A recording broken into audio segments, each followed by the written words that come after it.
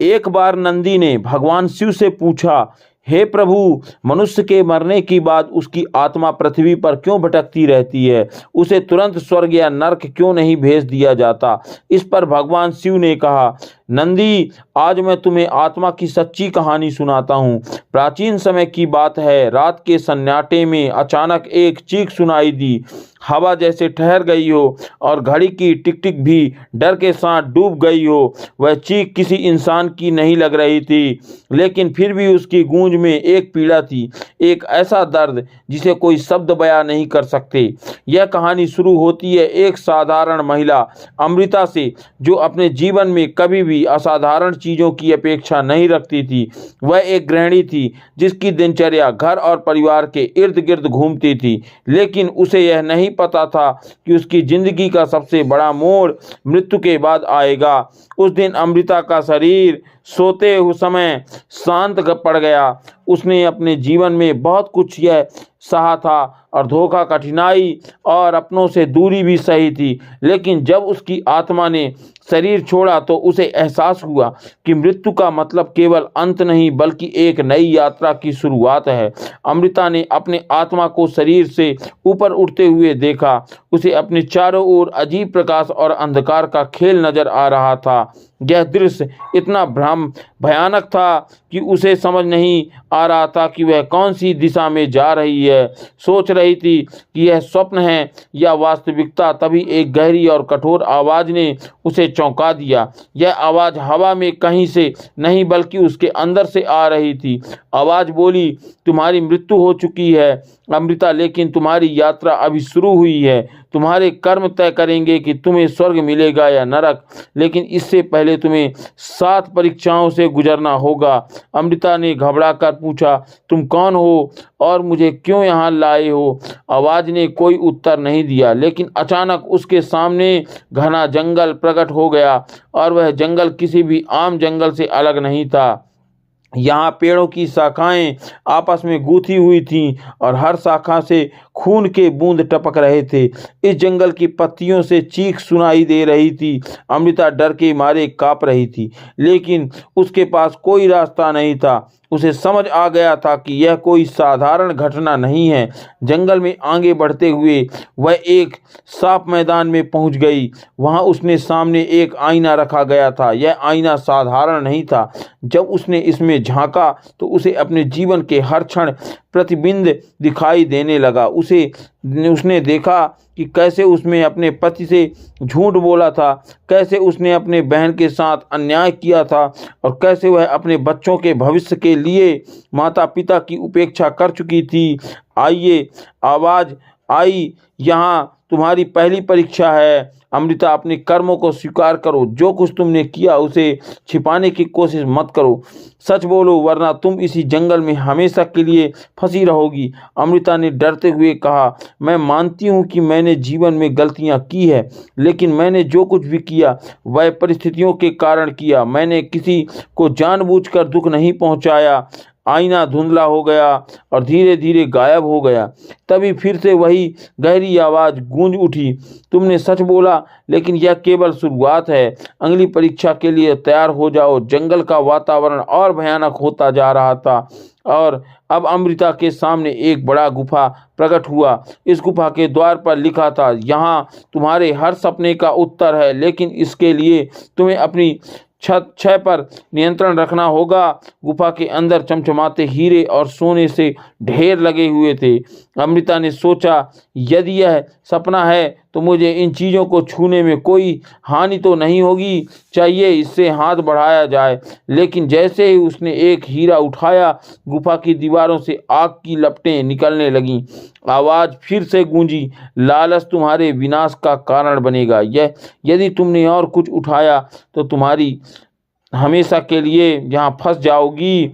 और अमृता ने तुरंत अपने कदम पीछे खींच लिए और कहा, मैं कुछ नहीं चाहती, यह केवल भ्रम है। गुफा गायब हो गई और वह फिर से जंगल में पहुंच गई। इस बार जंगल का रास्ता और भी डरावना हो गया और हर ओर से काले साए दिखाई दे रहे थे और यह साया धीरे धीरे अमृता के पास आने लगा।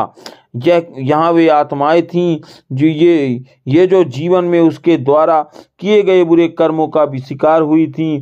एक आवाज़ बोली, तुम्हें अपने उन कर्मों का सामना करना होगा जिसने दूसरों को कष्ट पहुंचाया है। अमृता ने उन आत्माओं को पहचाना। उनमें से एक उसकी बचपन की सहेली थी जिसे उसने धोखा दिया। दूसरी आत्मा उसकी बहन थी जिसे उसने अपने स्वार्थ के कारण अपमानित किया। वे आत्माएं उसकी ओर बढ़ने लगी और उसने महसूस किया कि उनकी पीड़ा उसके दिल पर भारी पड़ रही थी। वह चीख चीख कर कहने लगी, मुझे माफ़ कर दो, मैं जानती हूँ कि मैंने गलत किया है। उन आत्माओं ने उसे घेर लिया और तभी फिर वहीं से आवाज़ गूंजी, यदि तुमने सचमुच अपने कर्मों के लिए पछतावा किया होता तो यह परीक्षा पूरी हो चुकी है, लेकिन याद रखना अभी वे तुम्हारे कर्म तुम्हारे भाग्य को तय करेंगे। अमृता ने खुद को एक और मैदान में पाया। यहाँ एक विशाल दरवाज़ा था, लेकिन दरवाजे के दोनों ओर दो भयंकर दानव खड़े थे। उन्होंने अमृता को गुस्से से देखा और कहा, यदि तुम यहाँ से आगे बढ़ना चाहती हो तो तुम्हें अपने क्रोध पर नियंत्रण रखना होगा। हम तुम्हें अपमानित करेंगे, तुम्हें भड़काने की कोशिश करेंगे, लेकिन यदि तुम क्रोध में आई तो तुम्हें नरक का मार्ग चुनना होगा। दानव ने उसे गालियां देनी शुरू कर दी। वे उसकी कमजोरियों और उसके जीवन की गलतियों पर चोट करने लगे। अमृता के अंदर गुस्सा उबल रहा था और वो ऐसा लग रहा था कि वो मार डाले, लेकिन उसने खुद को शांत रखने के लिए कोशिश की। उसने आंखें बंद कर ली और सोचा, मुझे अपने अहंकार और क्रोध पर विजय पानी होगी, यही मेरी परीक्षा है। दानवों ने उसे गुस्से से देखा, लेकिन अमृता ने कोई प्रतिक्रिया नहीं दिया। दरवाज़ा धीरे धीरे खुलने लगा। वह दरवाजे से गुजर गई और उसे एक सुंदर प्रकाश दिखाई दिया, लेकिन तभी आवाज़ आई, यह केवल आधी यात्रा है, अभी भी तुम्हें परीक्षाओं का सामना करना होगा। जंगल फिर से बदल गया। अमृता के सामने एक विशाल झील थी जिसकी सतह शांत थी, लेकिन उससे रहस्य छिपा हुआ था। वह सोच रही थी कि आगे क्या होगा। तभी एक और आवाज़ गूंजी, अब तुम्हारी यात्रा और कठिन होने वाली है, तुम तैयार हो। जंगल के बीचों बीच अमृता खड़ी थी और उसने चारों ओर अजीबो सी खामोशी छाई थी। झील का पानी बिल्कुल स्थिर था, लेकिन उसमें छिपी गहराइयों में ऐसा लग रहा था मानो कुछ घूम रहा हो। अमृता के झील के पास जाने की कोशिश की, लेकिन जैसे ही उसने पहला कदम बढ़ाया, पानी में हलचल होने लगी। पानी के बीच एक विशाल छाया उभर कर आई। यह छाया किसी मानव आकृति की तरह लग रही थी, लेकिन उसकी आंखें जलते हुए अंगारों जैसी थी। उस आकृति ने अपनी गहरी और ठंडी आवाज़ में कहा, यह तुम्हारी चौथी परीक्षा है, मोह का त्याग। अमृता ने डरते हुए पूछा, मोह का त्याग, इसका क्या अर्थ है? छाया ने उत्तर दिया, मोह वह है जो तुम्हें अपने कर्मों से बांधता है। यह तुम्हारे प्रेम रिश्तों और सांसारिक चीज़ों से उलझता रहता है। यदि तुम मोह से मुक्त नहीं हो सकती तो स्वर्ग का द्वार तुम्हारे लिए कभी नहीं खुलेगा। यह कहते हुए छाया ने अपनी हथेली उठाई और झील की सतह पर एक दृश्य प्रकट किया। यह दृश्य अमृता के अपने परिवार का था। उसने अपने बच्चों को रोते हुए देखा। उसका पति उसकी तस्वीर के सामने बैठा हुआ था और उसकी माँ लगातार प्रार्थना कर रही थी। अमृता की आंखों से आंसू बहने लगे और उसने अपने बच्चों को पुकारने की कोशिश की, लेकिन उसकी आवाज़ तक नहीं पहुंच पाई उन तक। छाया ने कहा, यदि तुम इनसे जुड़ने की कोशिश करोगी तो तुम्हें पुनः जन्म लेना पड़ेगा, लेकिन यदि तुम इन्हें छोड़ने के लिए तैयार हो तभी तुम्हारी आत्मा अगले चरण में प्रवेश कर सकती है। सोचो अमृता, मोह का त्याग आसान नहीं है,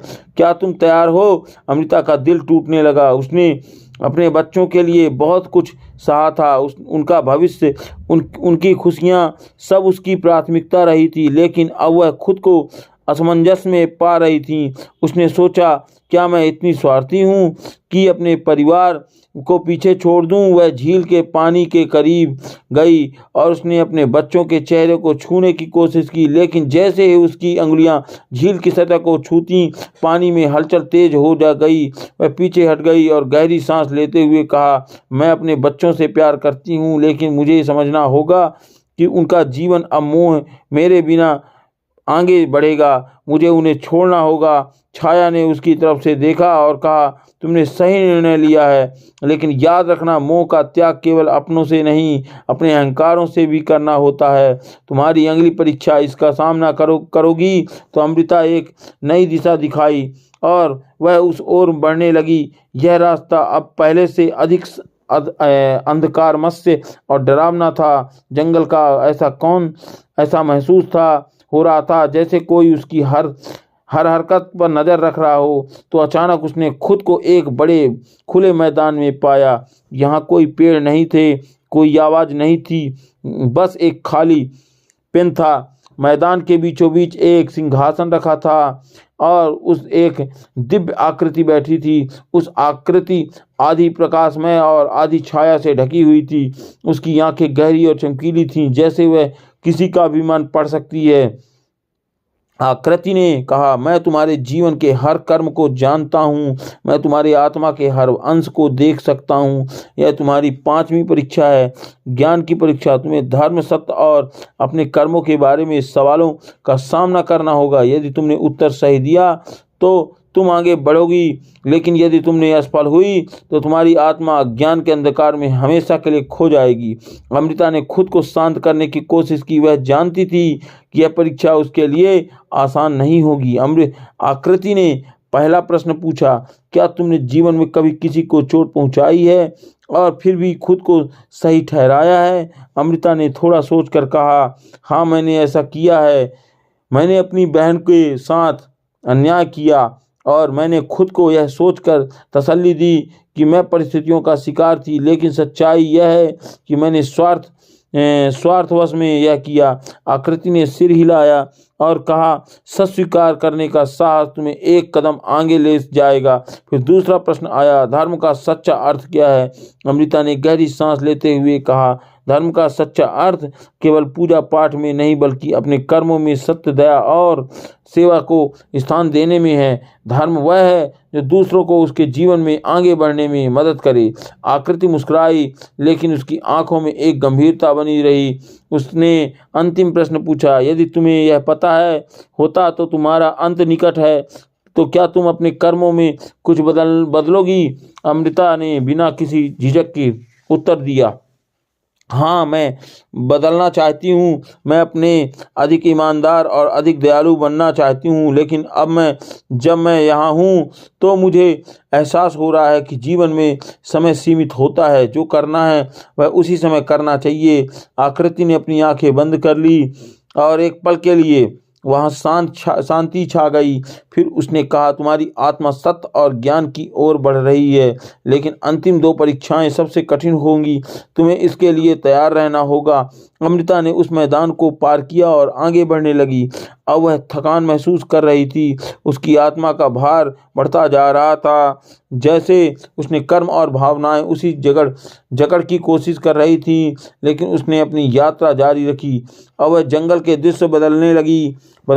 पेड़ पौधे धीरे धीरे खत्म हो रहे थे और उसकी जगह एक अंधकारमय रेगिस्तान ले रहा था। इस रेगिस्तान की हर रेत की कण में दर्द और पीड़ा थी। अमृता को पता था कि आगे क्या आने वाला है, लेकिन उसने खुद को तैयार किया। अमृता ने सोचा, अगर मैंने यहाँ तक की परीक्षाएं पार कर ली है तो मैं अगली भी पार कर लूँगी।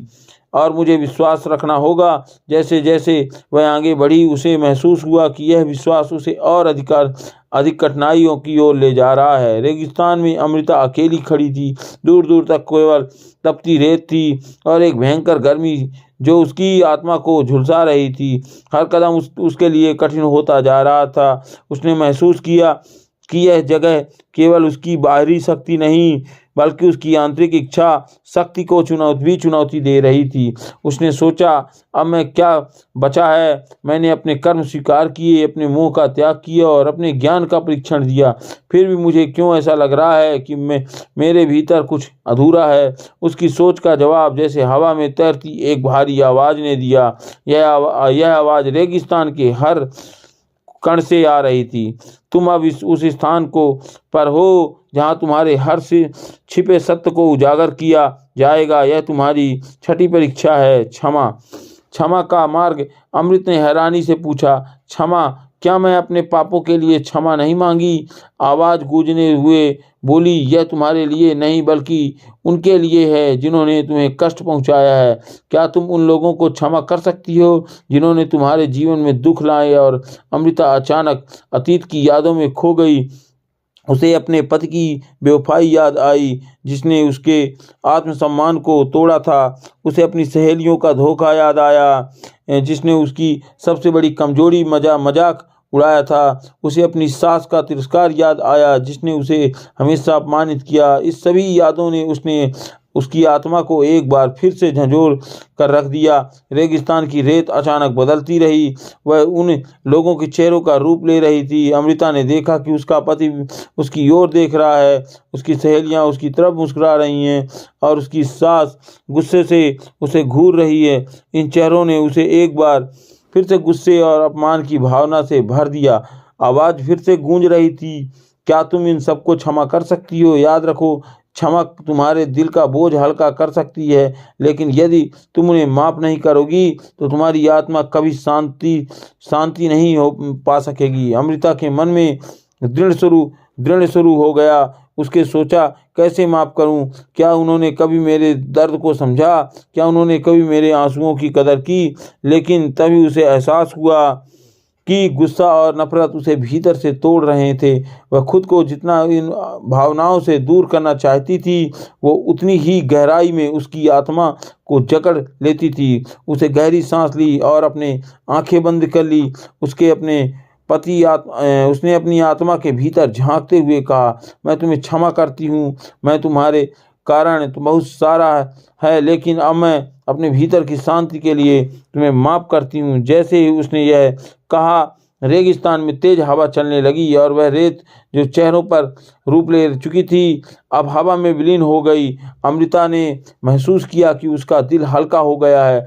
आवाज़ फिर से गूंजी, तुमने अपने दुश्मनों को क्षमा कर दिया, लेकिन क्या तुम खुद को माफ़ कर सकती हो? तुम्हारी अंतिम परीक्षा यही है। आत्मा क्षमा। अमृता स्तंभ रह गई। उसने खुद को कभी माफ़ करने के लिए नहीं सोचा। वह हमेशा अपने किए गए गलत कर्मों के लिए खुद को दोषी ठहरा रही थी। उसने अपने बच्चों को समय न देने पाने, अपने पति के साथ अनावश्यक झगड़ों और अपने माता पिता की उपेक्षा के लिए खुद को कटघरे में खड़ा किया। यह था रेगिस्तान में एक विशाल दर्पण प्रकट हुआ और यह दर्पण था उसके अपने पहली परीक्षा में देखा था।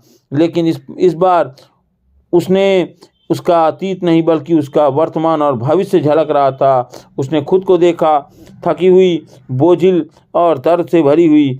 आवाज़ ने उससे पूछा, क्या तुम खुद को माफ़ करोगी? अमृता, क्या तुम अपने ही दोषों से मुक्त हो सकोगी? अमृता ने दर्पण में झांकते हुए कहा, मैंने अपने जीवन में बहुत गलतियां की है, लेकिन मैं अब समझ गई हूँ कि मैं भी एक इंसान हूँ।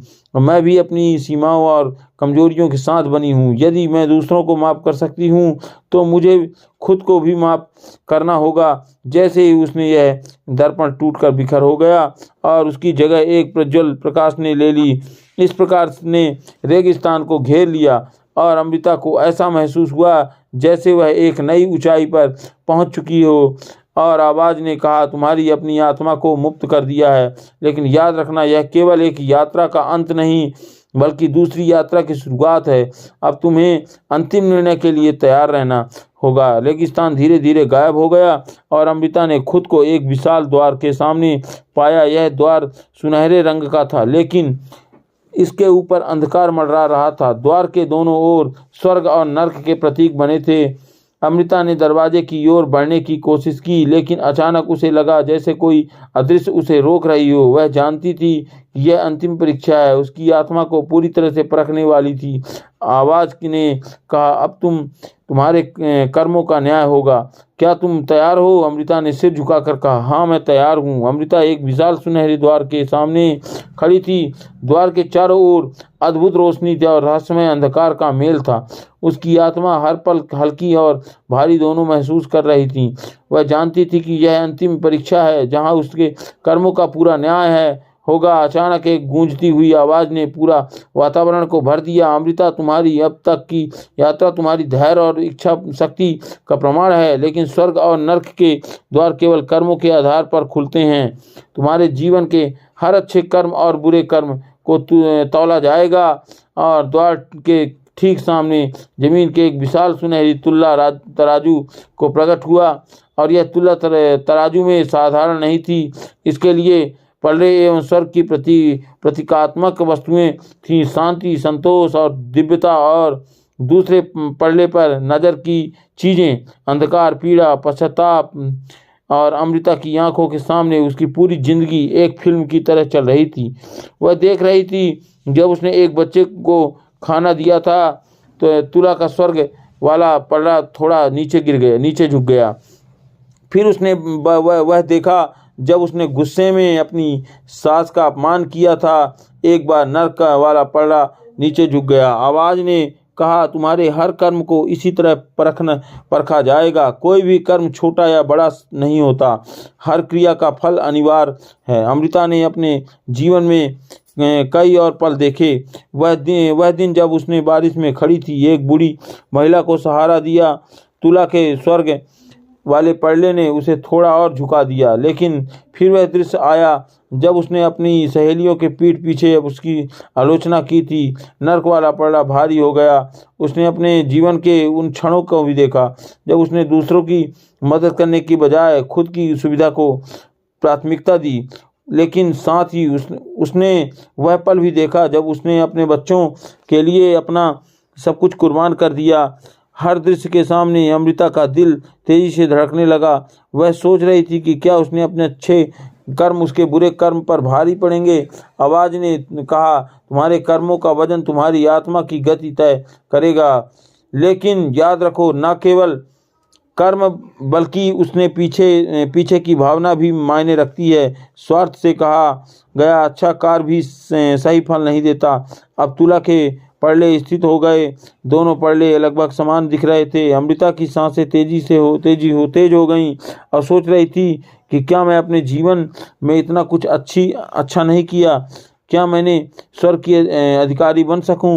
द्वार के पास अब एक दिव्य आकृति प्रकट हुई। यह आकृति अद्भुत थी। उसने एक हाथ में प्रकाश का दीपक और दूसरे हाथ में एक दर्पण आकृति से कहा, तुम्हारी परीक्षाएं समाप्त हो चुकी हैं, लेकिन न्याय अभी बाकी है। इस दर्पण में देखो, यह तुम्हारी आत्मा का सच्चा प्रतिबिंब है।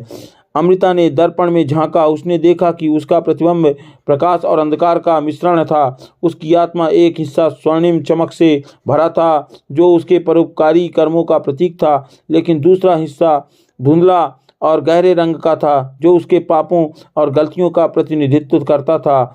आकृति ने कहा, तुम्हारी आत्मा में संतुलन है। तुम्हारे अच्छे और बुरे दोनों कर्म किए गए हैं, लेकिन तुम्हारी सबसे बड़ी उपलब्धि यह है कि तुमने अपने पापों को स्वीकार किया और खुद को माफ किया। यह तुम्हारी आत्मा को हल्का करता है। और तभी तुला चमकने लगी और उसका स्वर्ग वाला पलड़ा थोड़ा झुक गया। द्वार धीरे धीरे खुलने लगा। अमृता ने देखा कि द्वार के पीछे एक अद्भुत प्रकाश में संसार था। यह जगत किसी स्वर्ग से कम नहीं था। चारों ओर शांति, सुकून और दिव्यता का अनुभव हो रहा था। लेकिन तभी दूसरी ओर एक और दरवाजा खुला। दरवाजा अंधकारमय था, जहां दर्द और पश्चाताप की चीखें सुनाई दे रही थीं।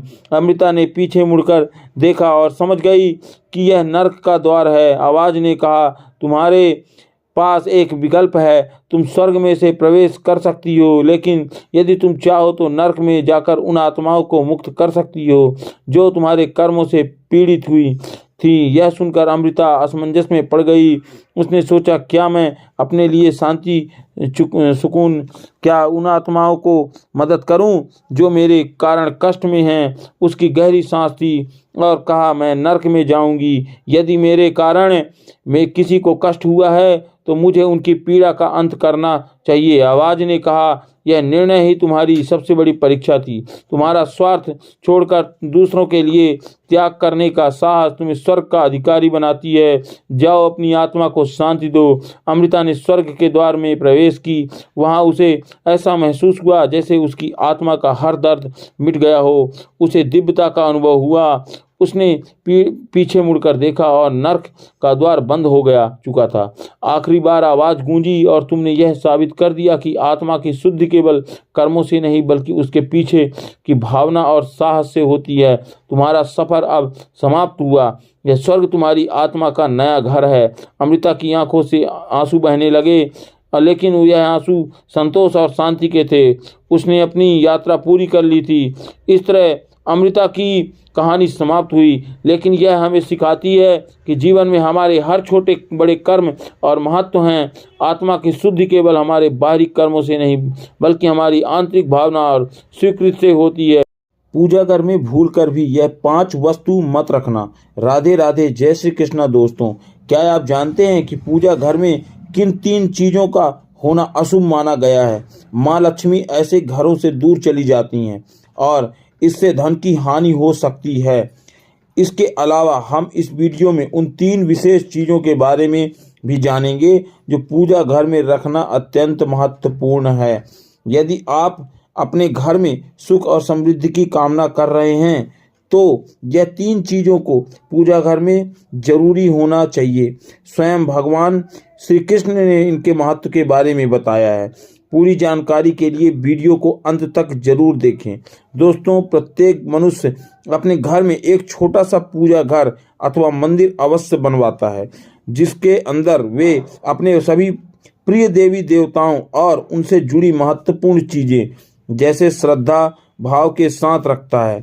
वे अपने मंदिर में देवी देवताओं की तस्वीर, पूजा पाठ का सम्मान इत्यादि चीज़ों को भी रख देते हैं। परंतु हमारे शास्त्र में मंदिर के अंदर कुछ चीज़ें रखना जितना फलदायक होता है उतना ही कुछ चीज़ों को रखना अमंगल और अशुभ होता है।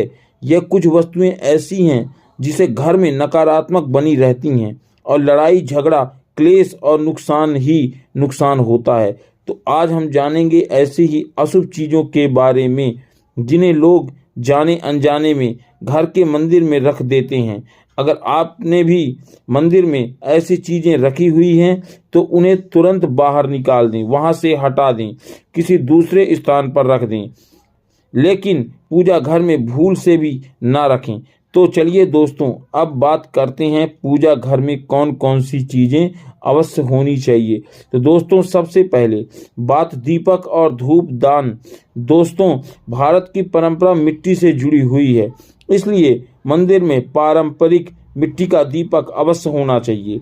अगर आप मिट्टी का दीपक नहीं रखते हैं तो धातु के दीपक का उपयोग करें। अगर भगवान में आपकी आस्था ज़्यादा हो तो आप उपला रखकर गुड़ और घी का धूप भी दे सकते हैं। ऐसा करने से घर में सुख शांति बनी रहती है। घर के मंदिर में स्वास्तिक अवश्य होना चाहिए, या तो आप इसे रोली से बना लें, क्योंकि स्वास्तिक आपके घर की शक्ति, सौभाग्य, समृद्धि और शुभता का प्रतीक माना जाता है। यही मुख्य कारण है कि कोई भी शुभ कार्य करने से पहले स्वास्तिक का चिन्ह अवश्य बनाना चाहिए, अवश्य बनाया हुआ होना चाहिए। तीसरी चीज है कलश। भगवान श्री कृष्ण कहते हैं कि कलश सुख और समृद्धि का प्रतीक है। अपने मंदिर में रोली कुमकुम से स्वास्तिक बनाकर उस पर यह अमंगल कलश अवश्य रखें। ऐसा करने से घर में सदैव सुख समृद्धि बनी रहती है और ऐश्वर्य की प्राप्ति होती है। चौथी चीज है शंख। बहुत ही कम लोग जानते हैं कि शंख की उत्पत्ति समुद्र मंथन के 14 रत्नों के साथ हुई थी। इसी कारण से शंख महालक्ष्मी को अत्यंत प्रिय है। शंख की ध्वनि से सकारात्मक ऊर्जा का भी संचार होता है, इसीलिए मंदिर में शंख अवश्य रखना चाहिए। शंख की घर में उपस्थित से माँ लक्ष्मी भी प्रसन्न होती हैं और उस घर में कभी भी धन की कमी महसूस नहीं होती है। पांचवी चीज दोस्तों, घंटी, गरुड़ घंटी जिसे कहते हैं घंटी। आपके मंदिर में घंटी अवश्य देखी होगी, क्योंकि घंटी को शुभ माना जाता है। इसलिए जिस घर में मंदिर में घंटी की आवाज़ होती है वहाँ का वातावरण शुद्ध और पवित्र बना रहता है। जिस घर में पूजा के दौरान घंटी बजाई जाती है उस घर के आसपास की सभी नकारात्मक शक्तियाँ दूर हो जाती हैं। जहाँ घंटी की आवाज़ होती है वहाँ का वातावरण शुद्ध और पवित्र माना जाता है और साथ ही सुख समृद्धि के द्वार खुलने लगते हैं। तो दोस्तों, यह है वे वस्तुएं जिन्हें घर के मंदिर में जरूर रखना चाहिए। चलिए अब जान लेते हैं कि घर के मंदिर में कौन सी चीज़ें कभी नहीं रखनी चाहिए। सबसे पहले बात, गणेश जी की विषम संख्या में मूर्ति। दोस्तों, पूजा घर में कभी भी गणेश जी की मूर्ति 1, 3 और 5 ऐसी विषम संख्या में ना रखें। अपने मंदिर में गणेश जी की केवल 2 मूर्तियां रखें, इसे शुभ माना जाता है। अगर आप अपने मंगल की कामना करते हैं तो गणेश जी की मूर्ति मुख्य द्वार पर अंदर की तरफ मुख करके लगा लें। कई लोग यह गलती करते हैं कि मुख्य द्वार पर गणेश जी की मूर्ति बाहर की ओर मुख करके लगा देते हैं, जिससे उन्हें काफ़ी नुकसान का सामना करना पड़ता है। अगर आप चाहें तो मुख्य द्वार के दोनों ओर लगा दें या फिर मुख्य द्वार के अंदर की तरफ ओर लगाएं, लेकिन खाली बाहर की ओर कभी नहीं लगानी चाहिए। दूसरी चीज़ है दोस्तों, टूटे हुए चावल अपने मंदिर में कभी भी ना रखें। टूटे हुए चावल ना रखें, इससे साथ ही पुराने चावल, चढ़ाए हुए चावल अधिक समय तक ना रखें मंदिर में। यह नकारात्मक ऊर्जा को फैलाते हैं। यह बात है, ध्यान रहें, इस बात को ध्यान रखें। आप मंदिर में रखने वाले चावलों का इस्तेमाल हल्दी में भिगोकर ही करें, इससे अधिक शुभ परिणाम मिलते हैं। तीसरी चीज़, पूर्वजों की तस्वीर। अगर आपके घर के मंदिर में अपने पूर्वजों की तस्वीर रखी हुई है तो तुरंत उन्हें वहां से हटा दें, क्योंकि वास्तुशास्त्र में पूजा घर में मृत परिजनों की तस्वीर रखना या लगाना अशुभ माना जाता है। इससे अशुभ परिणाम प्राप्त होते हैं। मृतक परिजन पूजनीय और सम्मानीय जरूर हैं, किंतु उनका स्थान देवताओं के बराबर नहीं है। मृत परिजनों की तस्वीर को घर के पूजा घर में रखने से पूजा घर का वातावरण भी नकारात्मक बन जाता है, जिसका अशुद्ध परिणाम हमें भुगतना पड़ सकता है। कई लोग साधु संतों की मूर्तियां अथवा साधु संतों की तस्वीर भी पूजा घर में रख देते हैं, लेकिन ऐसा करना अशुभ माना जाता है। अगर आप किसी साधु संत को मानते हैं तो उनकी तस्वीर दीवार पर लगा सकती हैं, लेकिन पूजा घर में भूल से भी ना रखें। दोस्तों, घर के मंदिर में भैरव जी, शनिदेव जी और काली माता की मूर्तियां भी नहीं रखनी चाहिए। इसी के साथ ही माता लक्ष्मी की खड़ी हुई मूर्ति भी पूजा घर में नहीं रखनी चाहिए। माता लक्ष्मी सदैव ही बैठी हुई मुद्रा में होनी चाहिए, इसलिए पूजा घर में लक्ष्मी जी की मूर्ति हमेशा बैठी हुई होनी चाहिए। माता लक्ष्मी की मूर्ति हमेशा बैठी हुई होनी चाहिए। तो इस प्रकार से हमें पूजा घर में इन मूर्तियों को नहीं रखना चाहिए। तो चलिए अब जानते हैं उन विशेष वस्तुओं के बारे में जो कि आपने पूजा घर में रखना जरूरी होना चाहिए। इन चीज़ों के पूजा घर में होने से होती है घर में धन की वर्षा। माँ लक्ष्मी करती हैं ऐसे घर में स्थायी रूप से वास। तो दोस्तों, पहली चीज़ है गंगा जल। हमारे शास्त्र में गंगा जल को अत्यंत पवित्र माना गया है, इसलिए पूजा घर में गंगा जल का होना अत्यंत आवश्यक है। गंगा जल नदी सब पापों को नष्ट करने वाली तथा सभी व्यथियों का नाश करने वाली है। इसीलिए अगर आपकी पूजा घर में एक तांबे के छोटे से पात्र में आप गंगा जल भर कर रखते हैं तो इससे आपकी पूजा घर की शुद्धता बनी रहती है और बनी रहेगी और आपको अपनी पूजा का संपूर्ण फल प्राप्त होगा। दोस्तों, दूसरी चीज़, कलश। शास्त्रों में कलश को पूर्णता का प्रतीक माना गया है और माना जाता है। चाहे वह सत्यनारायण की पूजा हो या दीपावली हो, नवरात्रि का पर्व हो या फिर किसी भी प्रकार का उत्सव हो तथा मांगलिक कार्य हो, कलश की स्थापना किए बिना सब कुछ अधूरा माना गया है। पूजा में कलश का उपयोग देवताओं का आवाहन करने के लिए किया जाता है। ईश्वर के सामने तांबे के कलश में पानी भरकर रखना इतना होता है कि अगर हम अपनी रोज की पूजा करते हैं समय भगवान के सामने तांबे के कलश में पानी भर कर रख देते हैं तो उसका चमत्कारिक प्रभाव हमें अवश्य देखने को मिलता है। इसलिए मुख्य रूप से तांबे के कलश का उपयोग पूजा में करें। अगर किसी सामग्री की कमी रह जाए तो परेशान न हो, यह पूजा विधि को बीच में ही न छोड़ें। ऐसे में भगवान को चावल और फूल चढ़ाएं और मन में उस चीज़ का ध्यान करें। प्लास्टिक की बोतल में या किसी भी अपवित्र धातु के बर्तन में गंगा जल कभी नहीं रखना चाहिए। अपवित्र धातु यानी कि एल्युमिनियम और लोहे से बने बर्तन, गंगा जल तांबे के बर्तन में रखना शुभ होता है। केतकी का फूल शिव जी को अर्पित नहीं करना चाहिए। किसी भी पूजा में मनोकामना की सफलता के लिए दक्षिणा अवश्य चढ़ानी चाहिए। माँ लक्ष्मी को विशेष रूप से कमल का फूल अर्पित करना चाहिए, क्योंकि माँ लक्ष्मी को कमल का फूल बहुत अधिक प्रिय है। अगर आप शुक्रवार के दिन यह करते हैं तो कई गुना धन का लाभ होता है, कई गुना लाभ होता है। इस फूल को 5 दिनों तक जल छिड़क कर पुनः चढ़ा सकते हैं। ये अपवित्र नहीं होता है। हमेशा इस बात का ध्यान रखें कि कभी भी दीपक से दीपक नहीं जलाना चाहिए। दोस्तों, शास्त्रों के अनुसार व्यक्ति दीपक से दीपक जलाते हैं वे रोगी होते हैं और घर में दरिद्रता बनी रहती है और रोगी ही बने रहते हैं सब। इसलिए कभी दीपक से दीपक भूल कर भी ना जलाएं, ना इस्तेमाल करें। हमेशा अलग से दीपक जलाना चाहिए। घर के मंदिर में सुबह और शाम को दीपक अवश्य लगाएं। एक दीपक घी का और एक दीपक तेल का जलाना चाहिए। पूजा में दीपक सही जगह रखना चाहिए। घी का दीपक हमेशा दाएं तरफ और तेल का दीपक हमेशा बाएं तरफ रखना चाहिए। तो दोस्तों, जल पात्र, घंटा और धूप दानी जैसे वस्तुएं हमेशा बाईं तरफ ही रखनी चाहिए। और ध्यान रखें, एक दीपक दरवाजे के मुख्य द्वार पर अवश्य रखें। इससे माता लक्ष्मी का आगमन होता है और माता लक्ष्मी घर पर प्रवेश करती हैं। अच्छा वक्त आने से पहले मिलते हैं यह संकेत। नमस्कार, आपका स्वागत है। जीवन में सुख दुख, हानि लाभ, खुशी और गम सभी अहम हिस्से होते हैं। कभी जीवन में खुशियों की चमक होती है तो कभी दुख के बादल भी छा जाते हैं। हर व्यक्ति के जीवन में उतार चढ़ाव आते ही रहते हैं। यह सब समय का चक्र है, समय का कारण है। समय से बलवान और कुछ भी नहीं होता। समय के आगे सबको झुकना ही पड़ता है। आपके अपने ज़िंदगी में भी कई सारे व्यक्तियों को अर्श से फर्श पर और रंग से राजा बनते ही देर नहीं लगती। यह समय का हथियार है। जिसका घाव तेज होता है कोई उसे भर नहीं सकता।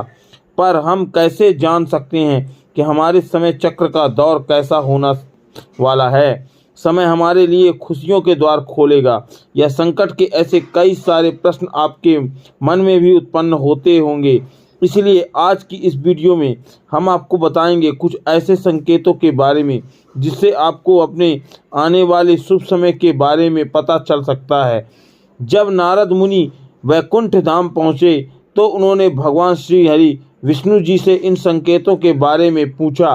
तो श्री हरि विष्णु ने उन्हें बताया कि स्वयं मनुष्य के पास कुछ ऐसे संकेत पहुंचाते हैं जिससे वह अपने आने वाले समय के बारे में जान सकते हैं।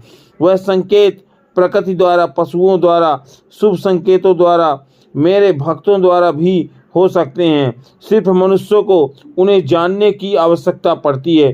तो आइए आपको बताते हैं उन संकेतों के बारे में जो स्वयं भगवान विष्णु ने बताए हैं। पर उससे पहले अगर आपने चैनल को सब्सक्राइब नहीं किया है तो उसे सब्सक्राइब कर लीजिएगा ताकि ऐसे आध्यात्मिक जानकारी वाले वीडियो देख सकें। साथ ही वीडियो को लाइक जरूर करें। पहला संकेत, अगर आपकी आंख ब्रह्म मुहूर्त में खुल जाए और आपको ईश्वर का स्मरण हो जाए तो या आपको ऐसा प्रतीत हो जाता है जैसे आपको कोई किसी दिशा की ओर ले जा रहा है, तो समझ जाइए आपके लिए कामयाबी के नए द्वार खुलने वाले हैं। आपको अपने जीवन की योग्य राह मिलने वाली है जिस पर ईश्वर स्वयं आपका समर्थन करेंगे। अगर आपके भी आंख ब्रह्म मुहूर्त में खुलती हैं तो हमें कमेंट में ज़रूर बताइएगा। दूसरा संकेत, आपने अगर महसूस किया हो तो कई बार आपका मन बिना किसी कारण के ही प्रसन्न रहता है। आपका चेहरा खिला हुआ मुस्कान से भरा हुआ रहता है। आप क्रोध से परे हो जाते हैं। यह संकेत दर्शाता है कि आपके जीवन में खुशियों की दस्तक होने वाली है, जैसे आप सदैव ही प्रफुल्लित रहेंगे। ऐसे समय में हम जिस चीज़ के बारे में सोचते भी नहीं, उस चीज़ के बारे में हमें खुशखबरी मिल जाती है। हमारे मन के अंदर ईश्वर वास करते हैं, इसीलिए मन का प्रसन्न रहना सबसे बड़ा शुभ संकेत माना जाता है। क्या आपको भी कभी ऐसा महसूस हुआ है?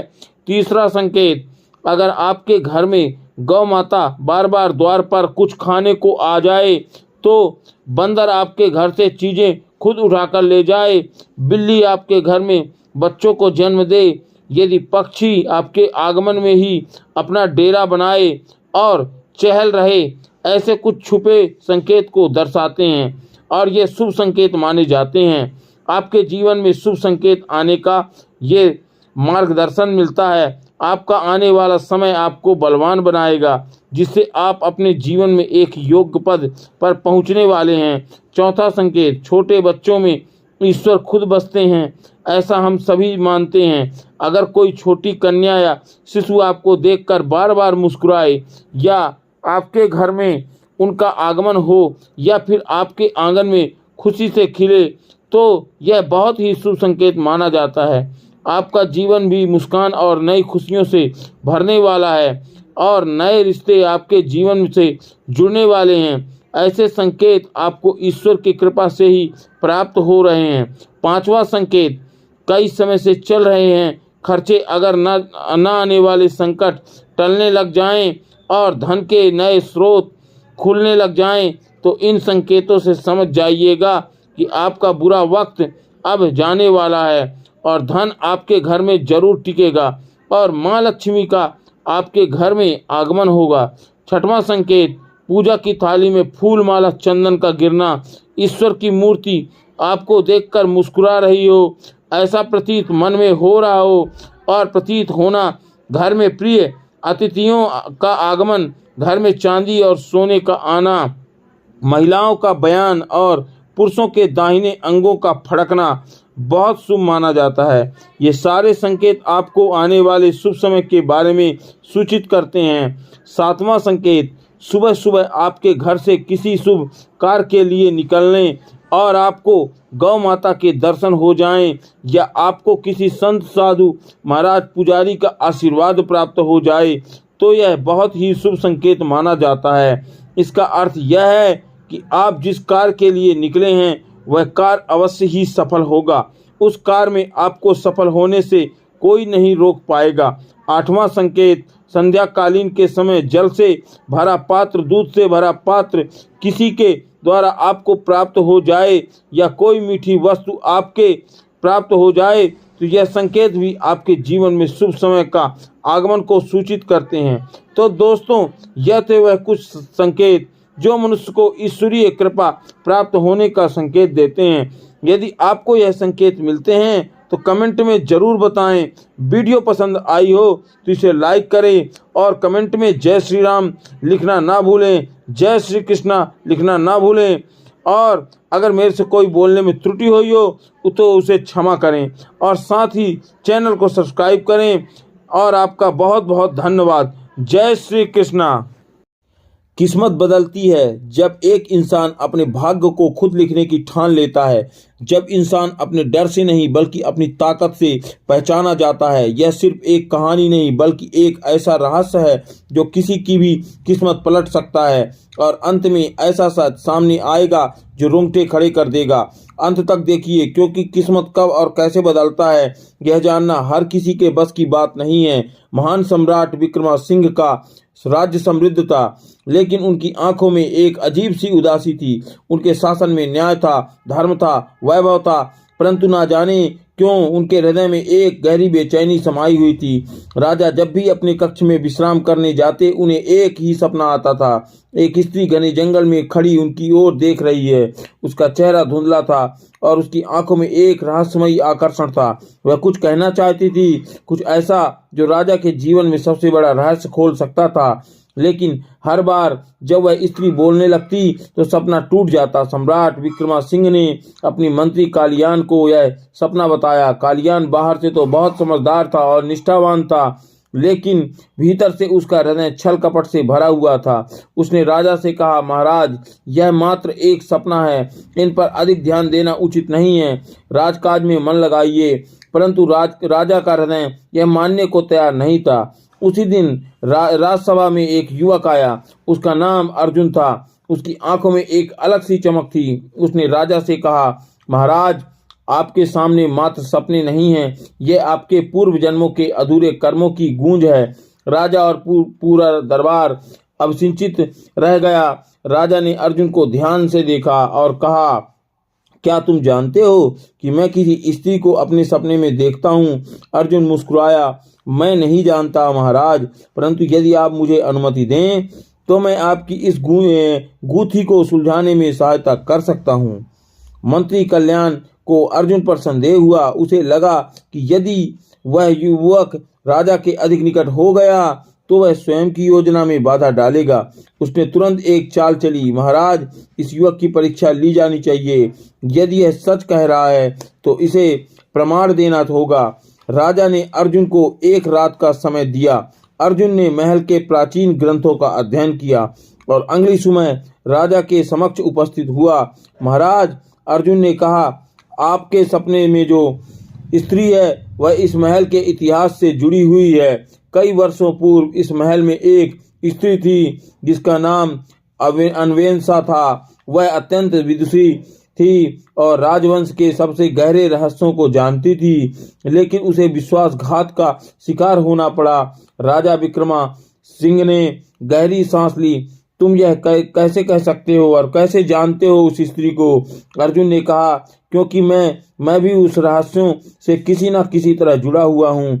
महाराज, वही दूसरी ओर अर्जुन की मुलाकात राजकुमारी वैदेही से हुई। वैदेही अत्यंत सुंदर, बुद्धिमान, लेकिन महल में कैद एक रहस्य थी। वह वर्षों से महल के भीतर ही रही है और वह बहुत कम लोग जानते हैं कि वह कौन थी। अर्जुन को पहली बार देखते ही वैदेही की आंखों में एक अनजाना भाव आ गया, जैसे वह उसे पहले से जानती थी। तुम कौन हो? वैदेही ने अर्जुन से पूछा। मैं अर्जुन हूँ, महाराज के सपनों का रहस्य सुलझाने आया हूँ। अर्जुन ने मुस्कुराते हुए कहा, सपनों का रहस्य? वैदेही की आंखों में एक अनोखी चमक थी। क्या तुम्हें यकीन है कि तुम यह रहस्य जान सकोगे? अर्जुन उसकी आंखों में देखकर बोला, यदि तुम मेरा साथ दोगे तो निश्चित रूप से। राजकुमारी वैदेही और अर्जुन के बीच धीरे धीरे एक अनकहा रिश्ता पनपने लगा। महल की अंधेरी दीवारों के पीछे उनके बीच कुछ ऐसा था जो शब्दों में व्यक्त नहीं किया जा सकता था, लेकिन मंत्री कालीदान को यह बिल्कुल भी पसंद नहीं आ रहा था। उसने तुरंत राजा के कान भरे शुरू कर दिए और महाराज कालियान ने कहा, यह युवक कहीं कोई षड्यंत्र तो नहीं रच रहा? राजकुमारी ने उसकी निकटता संदेहास्पद है, हमें इस पर नजर रखनी चाहिए। वो एक दूसरे के साथ रहने लगे हैं, पता नहीं इन दोनों कर क्या रहे हैं, हमें इस पर नजर रखनी होगी। राजा विक्रमादित्य सिंह असमंजस में पड़ गए। उन्होंने कहा, अर्जुन की सच्चाई को परखने के लिए एक परीक्षा लेने का निश्चय किया जाए। उन्होंने अर्जुन को एक गुप्त सुरंग के भीतर भेजा जहां कहा जाता है कि कोई भी प्रवेश करता है तो वापस नहीं लौटता। अर्जुन ने बिना किसी भय के कहा, यदि यह मेरी परीक्षा है तो मैं इसे स्वीकार करता हूँ। उस रात जब अर्जुन सुरंग में प्रवेश कर रहा था, वैदेही उसके पास आई और कहा, यदि तुम सच में इस महल को नियति को बदल सकते हो तो मैं तुम्हारा इंतजार करूंगी। अर्जुन मुस्कुराया, मैं लौटूंगा और जब लौटूंगा तब बहुत कुछ बदल चुका होगा। महल के भीतर कई लोगों को इस परीक्षा का इंतजार था। मंत्री कालियान चाहता था कि अर्जुन कभी लौटे ही ना, और राजा विक्रमा सिंह चाहते थे कि इस रहस्य से पर्दा उठे, लेकिन वैदेही के हृदय में सिर्फ एक ही प्रार्थना थी, अर्जुन सुरक्षित लौटे आना। अर्जुन के गुप्त सुरंग में कदम रखा। अंधेरी घना था, लेकिन उसने बिना डरे आगे बढ़ता जारी रखा और उसे नहीं पता था कि यह सिर्फ एक परीक्षा नहीं बल्कि उसके और उसके पूरे महल के भाग्य का फैसला बदलने वाला था। ऐसा इस यात्रा के लिए अर्जुन तैयार था और अर्जुन की सांसें तेज थीं। सुरंग के भीतर अंधेरा घना था, लेकिन उसके मन में अब एक नई रोशनी जल चुकी थी। दीवारों पर जले हुए दियों के पुराने निशान, जमीन पर बिखरे धूल से ढके पांडुपनियों और टूटी हुई मूर्तियां। यह कोई साधारण सुरंग नहीं थी, बल्कि एक दबी हुई कहानी का हिस्सा था। वह उस स्थान पर खड़ा था जहां वर्षों पहले किसी ने न्याय की चीखों को मिट्टी में दफना दिया था। उसकी नजर एक दीवार पर पड़ी जिस पर रक्त से बने चिन्ह अब भी हल्के हल्के चमक रहे थे। उसने अपने हाथ से उन चिन्हों को छुआ और अचानक जैसे समय आया, पहिया उल्टा घूमने लगा। उसने कानों में स्त्रियां और बच्चों की चीखें गूंजने लगी, तलवारों की झंकार, आग की लपटें और फिर एक स्त्री की कातर आवाज, यह अन्याय है, राजा को बताओ, न्याय अधूरा नहीं रहना चाहिए। अर्जुन चौंक कर पीछे हटा। यह कोई भ्रम नहीं था, यह सुरंग एक गवाह थी जिसके एक निर्दोष परिवार का विनाश हो रहा था और विनाश देखा जा रहा था। उसने जमीन पर एक पुरानी मोहर देखी, राजमोहर, जिस पर विक्रम सिंह के पिता का नाम चिन्ह था। लेकिन यह कैसे हो सकता है? राजा तो न्यायप्रिय थे, फिर यह कत्लेआम क्यों हुआ? अर्जुन ने और खोजबीन की। उसे एक पुरानी तांबे की प्लेट मिली जिस पर कुछ उकेरा हुआ था। कालियान की गवाही झूठी थी। हमने मरने से पहले राजा को संदेश भेजा था। कालियान तो क्या यह वह मंत्री था जो आज भी महल में है? अर्जुन के रोंगटे खड़े हो गए। इसका मतलब था कि राजा विक्रमासिंह के पिता को एक झूठी गवाही देकर गुमराह किया गया था और एक निर्दोष परिवार को मौत के घाट उतार दिया गया था। उसने तुरंत सुरंग से बाहर निकलने का निर्णय लिया, लेकिन बाहर निकलने का रास्ता पहले ही कहीं कठिन लग रहा था। दीवारों में कई जगह पर पत्थर खिसकने लगे थे, जैसे कोई इस रास्ते को हमेशा के लिए बंद करना चाहता हो। उसकी तेजी से कदम बढ़ाए और अंधेरे में दौड़ता चला गया। अंततः कई घंटे की मशक्कत के बाद जब उसने बाहर कदम रखा तो सूरज ढलने वाला था। वो महल की ओर भागा। यह रहस्य राजा को तक पहुंचाने की कोशिश करने लगा, लेकिन महल के द्वार पर पहुंचते ही उसकी नजर ऊपर गई। महल के से एक परिचित चेहरा झांक रहा था। राजकुमारी वैदेही। उसकी आंखों में एक अजीब सी बेचैनी थी, जैसे वह कुछ कहना चाह रही थी लेकिन कह नहीं पा रही थी। अर्जुन को एहसास हुआ कि समय बहुत कम था। वह राज दरबार में जाने ही वाला था कि तभी कुछ सैनिकों ने उसे घेर लिया। राजा ने तुम्हें तुरंत बुलाया है। वह बिना किसी प्रतिरोध के उनके साथ चल पड़ा। उसे विश्वास था कि अगर वह राजा के सामने यह प्रमाण रख देता है तो सच सामने आ जाएगा। दरबार में प्रवेश करते ही उसे महसूस हुआ कि माहौल बदला हुआ है। राजा विक्रमासिंह अपने सिंहासन पर गंभीर मुद्रा में बैठे थे और उनके ठीक पास मंत्री कालियान खड़ा था, जिसकी आंखों में एक स्याह चमक रही थी। अर्जुन, राजा की आवाज गूंजी उठी, क्या तुम जानते हो कि तुम्हारे ऊपर क्या आरोप लगे हैं? अर्जुन ने राजा के सामने झुककर कहा, महाराज, मैं पहले आपके कुछ दिखाना चाहता हूँ। यह आपके पिता के समय की मोहर है और इस पर लिखा प्रमाण बताता है कि बस कालियान के बीच में ठोक दिया, तुम्हारी चालें अब नहीं चलेंगी। अर्जुन, हमारे पास इस बात का प्रमाण है कि तुम शत्रु राज्य के गुप्तचर हो और हमारे खिलाफ षड्यंत्र रच रहे हो। अर्जुन ठिठक गया। यह क्या हुआ? अचानक उसके खिलाफ इतना बड़ा आरोप कैसे लग गया? राजा ने कठोर स्वर में कहा, क्या यह सत्य है? अर्जुन ने सीधे राजा की आंखों में देखा। नहीं महाराज, यह आरोप झूठा है, बल्कि मैं एक ऐसा रहस्य उजागर करने आया था जिससे आपको अपने राज्य में हुए एक पुराने अन्याय का पता चल सके। लेकिन राजा दुविधा में था। मंत्री कालियान ने पहले ही सारा खेल रच दिया था। अर्जुन को फौरन कैद में डालने का आदेश दे दिया गया। जैसे ही सैनिक उसे पकड़ने आए, उसकी नजर एक फिर वैदेही पर पड़ी। उसकी आंखों में आंसू थे, लेकिन वह कुछ नहीं कह सकती थी।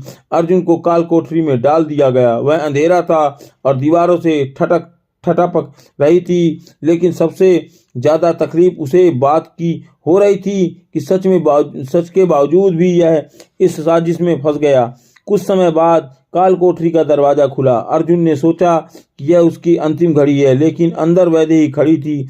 मैं जानती हूँ कि तुम निर्दोष हो। उसकी आवाज धीमी लेकिन दृढ़ से थी। तो फिर राजा को सच क्यों नहीं बताया? अर्जुन ने दुखी स्वर में पूछा। वैदेही ने उसकी ओर देखा। मुझे कोई रास्ता निकालना होगा, लेकिन अगर मैं कुछ भी गलत कदम उठाती हूँ तो तुम मारे जाओगे। अर्जुन उसकी आंखों में देखता रहा। उसे पहली बार महसूस हुआ कि यह केवल प्रेम नहीं था, बल्कि एक ऐसा बंधन था जिसमें बलिदान, भय और संघर्ष भी था। कुछ पल की शांति के बाद वैदेही ने धीरे से कहा, मैं तुम्हें बचाऊंगी अर्जुन, लेकिन यह आसान नहीं होगा। फिर वह चली गई। अंधेरे में खो गए। अर्जुन के पास अब बस एक उम्मीद थी। वैदेही अर्जुन काल कोठरी की ठंडी दीवारों से ठिठक कर बैठा था और अंधेरे में सिर्फ एक छोटी सी मशाल जल रही थी, जिसकी टिमटिमाती लौ उसे उसकी स्थिति का एहसास करा रही थी। वह एक कैदी था जिसे मौत की सजा सुनाई गई थी, लेकिन उसके भीतर डर नहीं था, बल्कि सवालों का तूफान था। मंत्री कालियान ने राजा को कैसे विश्वास दिला दिया कि वह एक गुप्तचर है? क्या राजा इतने अंधे थे कि वे झूठ और सच का फर्क नहीं कर पा रहे थे? लेकिन तभी दरवाजे के पास आहट हुई। अर्जुन सतर्क हो गया। पहरेदार शायद भोजन देने आया होगा, लेकिन जब दरवाजा खुला तो उसके हाथों में भोजन की थाली नहीं, बल्कि एक पुराना पत्र था। पहरेदार ने बिना कुछ कहे पत्र उसकी ओर बढ़ाया और वापस अंधेरे में गायब हो गया। अर्जुन ने पत्र को खोला। शब्द धुंधले थे, लेकिन जैसे जैसे उसने पढ़ना शुरू किया उसके हाथ कांपने लगे। अगर यह पत्र तुम्हें हाथ में आया है तो इसका मतलब कि न्याय अब भी अधूरा है। वर्षों पहले राजा विक्रमासिंह के पिता ने एक निर्णय लिया था कि जो असल में उन्होंने ही मंत्री की एक साजिश का हिस्सा था। निर्दोषों का संहार किया गया और इस पाप को छिपाने के लिए कालियान ने यह कहानी गढ़ी कि यह एक विद्रोह था, लेकिन असली विद्रोही वही था जिसने राजा को अंधेरे में रखा।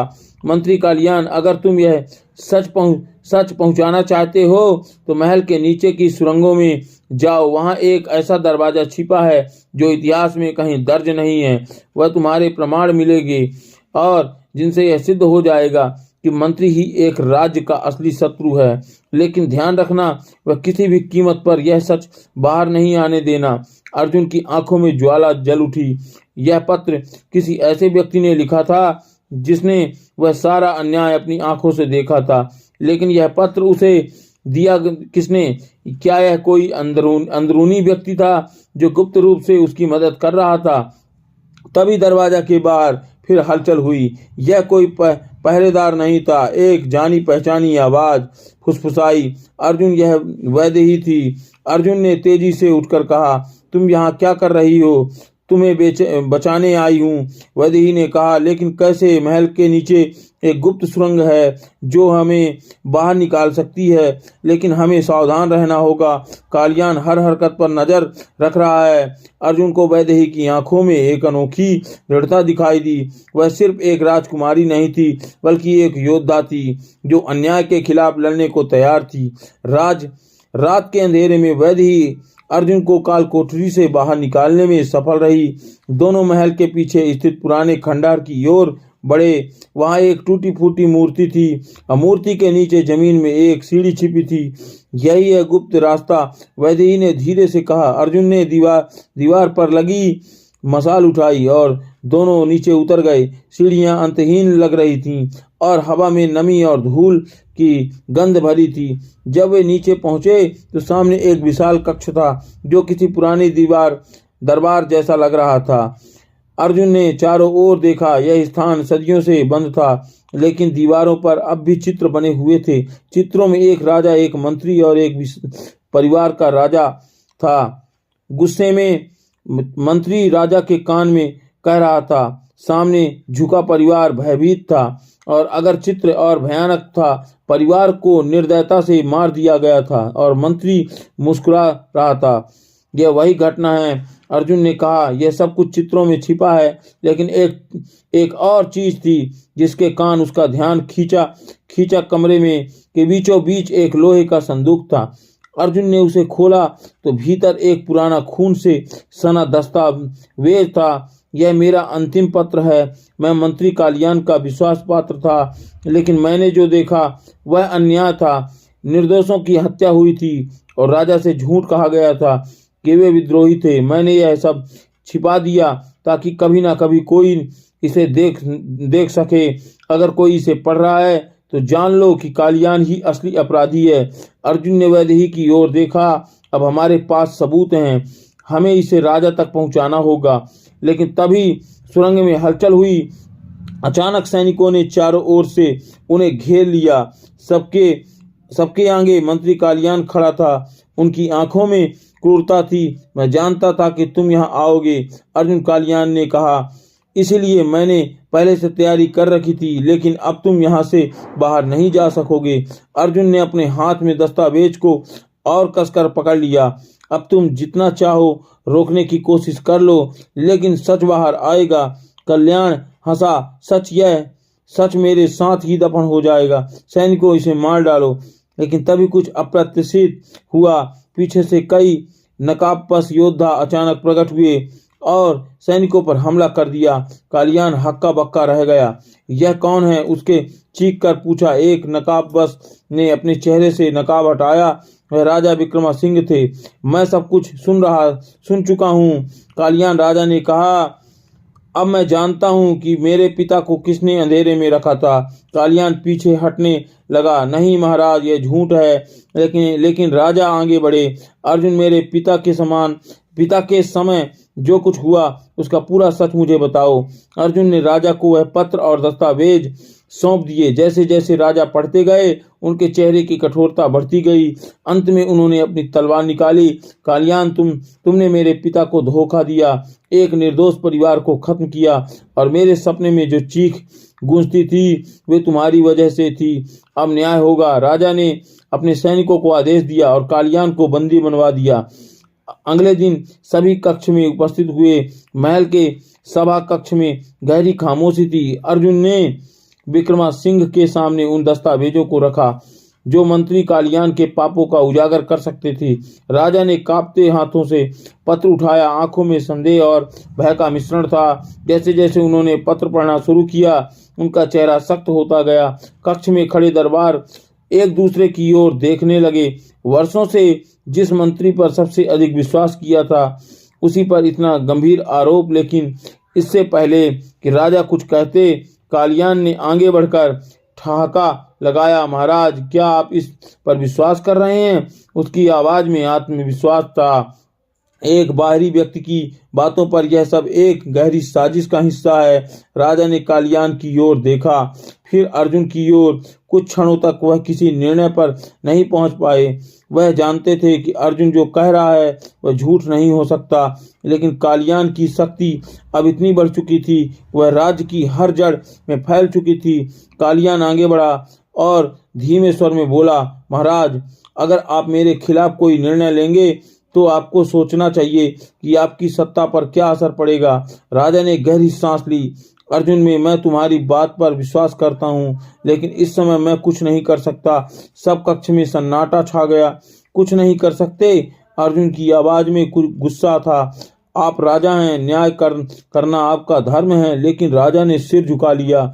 यह देख वैदेही ने आगे बढ़कर कहा, अगर आप कुछ नहीं करेंगे तो मैं करूंगी। सबकी निगाहें राजकुमारी पर टिक गईं। वैदेही राजा ने कड़क आवाज में कहा, नहीं पिताजी, अब बहुत हो चुका। मैं इस राज्य की जनता के सामने सच्चाई लाऊंगी। मैं उन निर्दोष लोगों के लिए न्याय लूंगी जिन्हें आपके मंत्री ने मारा था। कल्याण हंस पड़ा, राजकुमारी, आप बहुत भोली हैं। अगर आप मेरे खिलाफ जाएंगी तो आपको भी इसकी कीमत चुकानी होगी। लेकिन वैदेही पीछे नहीं हटी और देखते हैं उस रात वैदेही ने एक योजना बनाई। वह महल के हर कोने में यह संदेश भिजवाने लगी कि अगले दिन राजमहल के प्रांगण में एक महत्वपूर्ण घोषणा होगी। यह खबर पूरे राज्य में फैल गई। अगले दिन हजारों लोग महल के सामने इकट्ठे हो चुके थे। वैदेही राजमहल की ऊंची बालकनी पर खड़ी थी। उसने हाथ में अर्जुन द्वारा लाए गए प्रमाण थे उसने उन पत्रों को ऊंची आवाज में पढ़ना शुरू किया। यह सच है कि सच्चाई यह है कि हमारे मंत्री कालियान का असली चेहरा वर्षों पहले उनके निर्देशों की हत्या करवाई और फिर इसे विद्रोह का नाम दिया। भीड़ में हलचल मच गई। लोग फुसफुसाने लगे। लेकिन तभी महल के दरवाजे खुले और सैकड़ों सैनिकों बाहर निकले। मंत्री कालियान के चेहरे पर एक शैतानी मुस्कान थी। राजकुमारी वैदेही ने विद्रोह करने की कोशिश की है।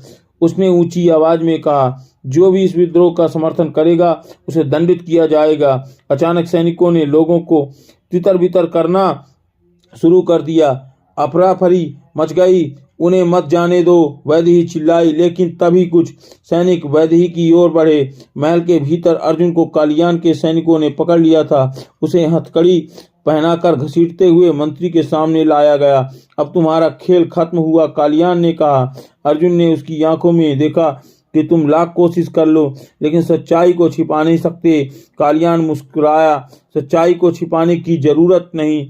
जब सच्चाई को ही मिटा दिया जाएगा तो इसके बाद मंत्री ने एक खतरनाक योजना बनाई। उसने राजा को समझाया कि अर्जुन को खुलेआम सजा दी जाए ताकि कोई और विद्रोह करने की हिम्मत ना कर सके। राजा असमंजस में थे लेकिन उन्होंने कोई विरोध नहीं किया था। अगले दिन महल के बीचों बीच एक अखाड़ा बनाया गया। चारों ओर सैनिक लोग जमा थे। अर्जुन रस्सियों से बांध कर लाया गया। आज अर्जुन को यह साबित करना का मौका दिया जाएगा कि वह निर्दोष है, कालियान ने ऊंची आवाज में कहा। अगर यह जीवित बच गया तो हम इस पर विचार कर सकते हैं, उसे माफ कर किया जाए या नहीं। फिर अखाड़े में एक विशालकाय योद्धा को लाया गया। अगर तुम इस योद्धा को हरा पाओगे तो तुम्हें छोड़ दिया जाएगा, कालियान कहा। अर्जुन के हाथ खोल दिए गए। सामने खड़ा योद्धा भयानक लग रहा था। उसके पाप एक भारी तलवार थी और उसकी आंखों में सिर्फ क्रूरता थी। लड़ाई शुरू हुई। अर्जुन ने कई बार बचाए लेकिन वह हथियार विहीन था। हर बार जब वह हमला करता तो योद्धा उसे पीछे ढकेल देता। वैदेही दर्शकों के बीच खड़ी थी, वह सब देख रही थी। और फिर अचानक अर्जुन का पैर फिसला और योद्धा ने अपनी तलवार उठाकर वार किया। लेकिन तभी एक और तलवार सामने आई। यह वैदेही थी। उसने योद्धा का वार रोक लिया और अर्जुन के आगे ढाल बनकर खड़ी हो गई। अब बहुत हो गया, उसने चिल्लाया। अगर तुम्हें अर्जुन को मारना है तो पहले मुझे मारो। सन्नाटा छा गया। राजा की आंखें खुली रह गईं। उन्होंने पहली बार अपनी बेटी के चेहरे पर इतना दृढ़ निश्चय देखा। वैदेही उन्होंने धीमे स्वर में कहा।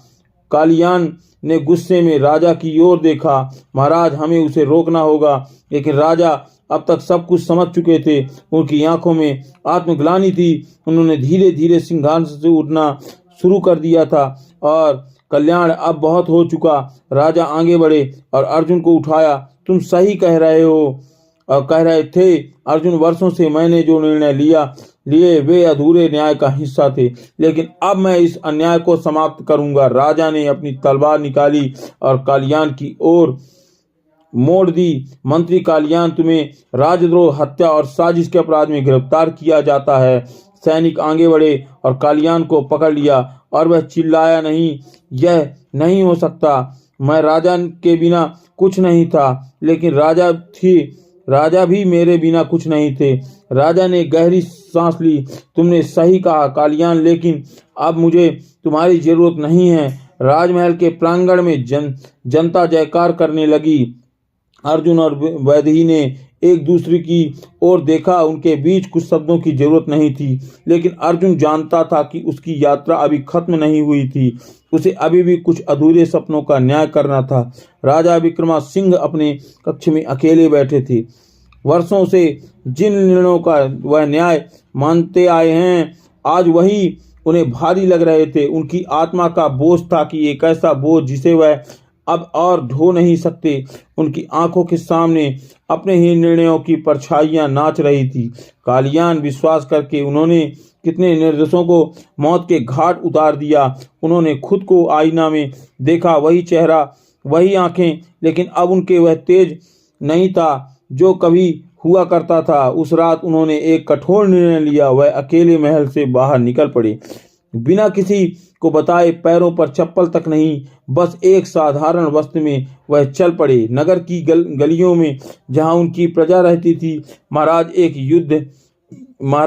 एक वृद्ध ने पहचानने की घुटनों के बल बैठकर प्रणाम किया, लेकिन राजा ने उसे उठाया। और मैं राजा नहीं हूँ बाबा, मैं बस एक व्यक्ति हूँ जिसने बहुत सारे पाप किए हैं। वृद्ध के राजा की आंखों में कुछ खोजा, फिर सिर झुकाया। लिया पाप करने वाले से बड़ा प्रायश्चित करने वाला होता है।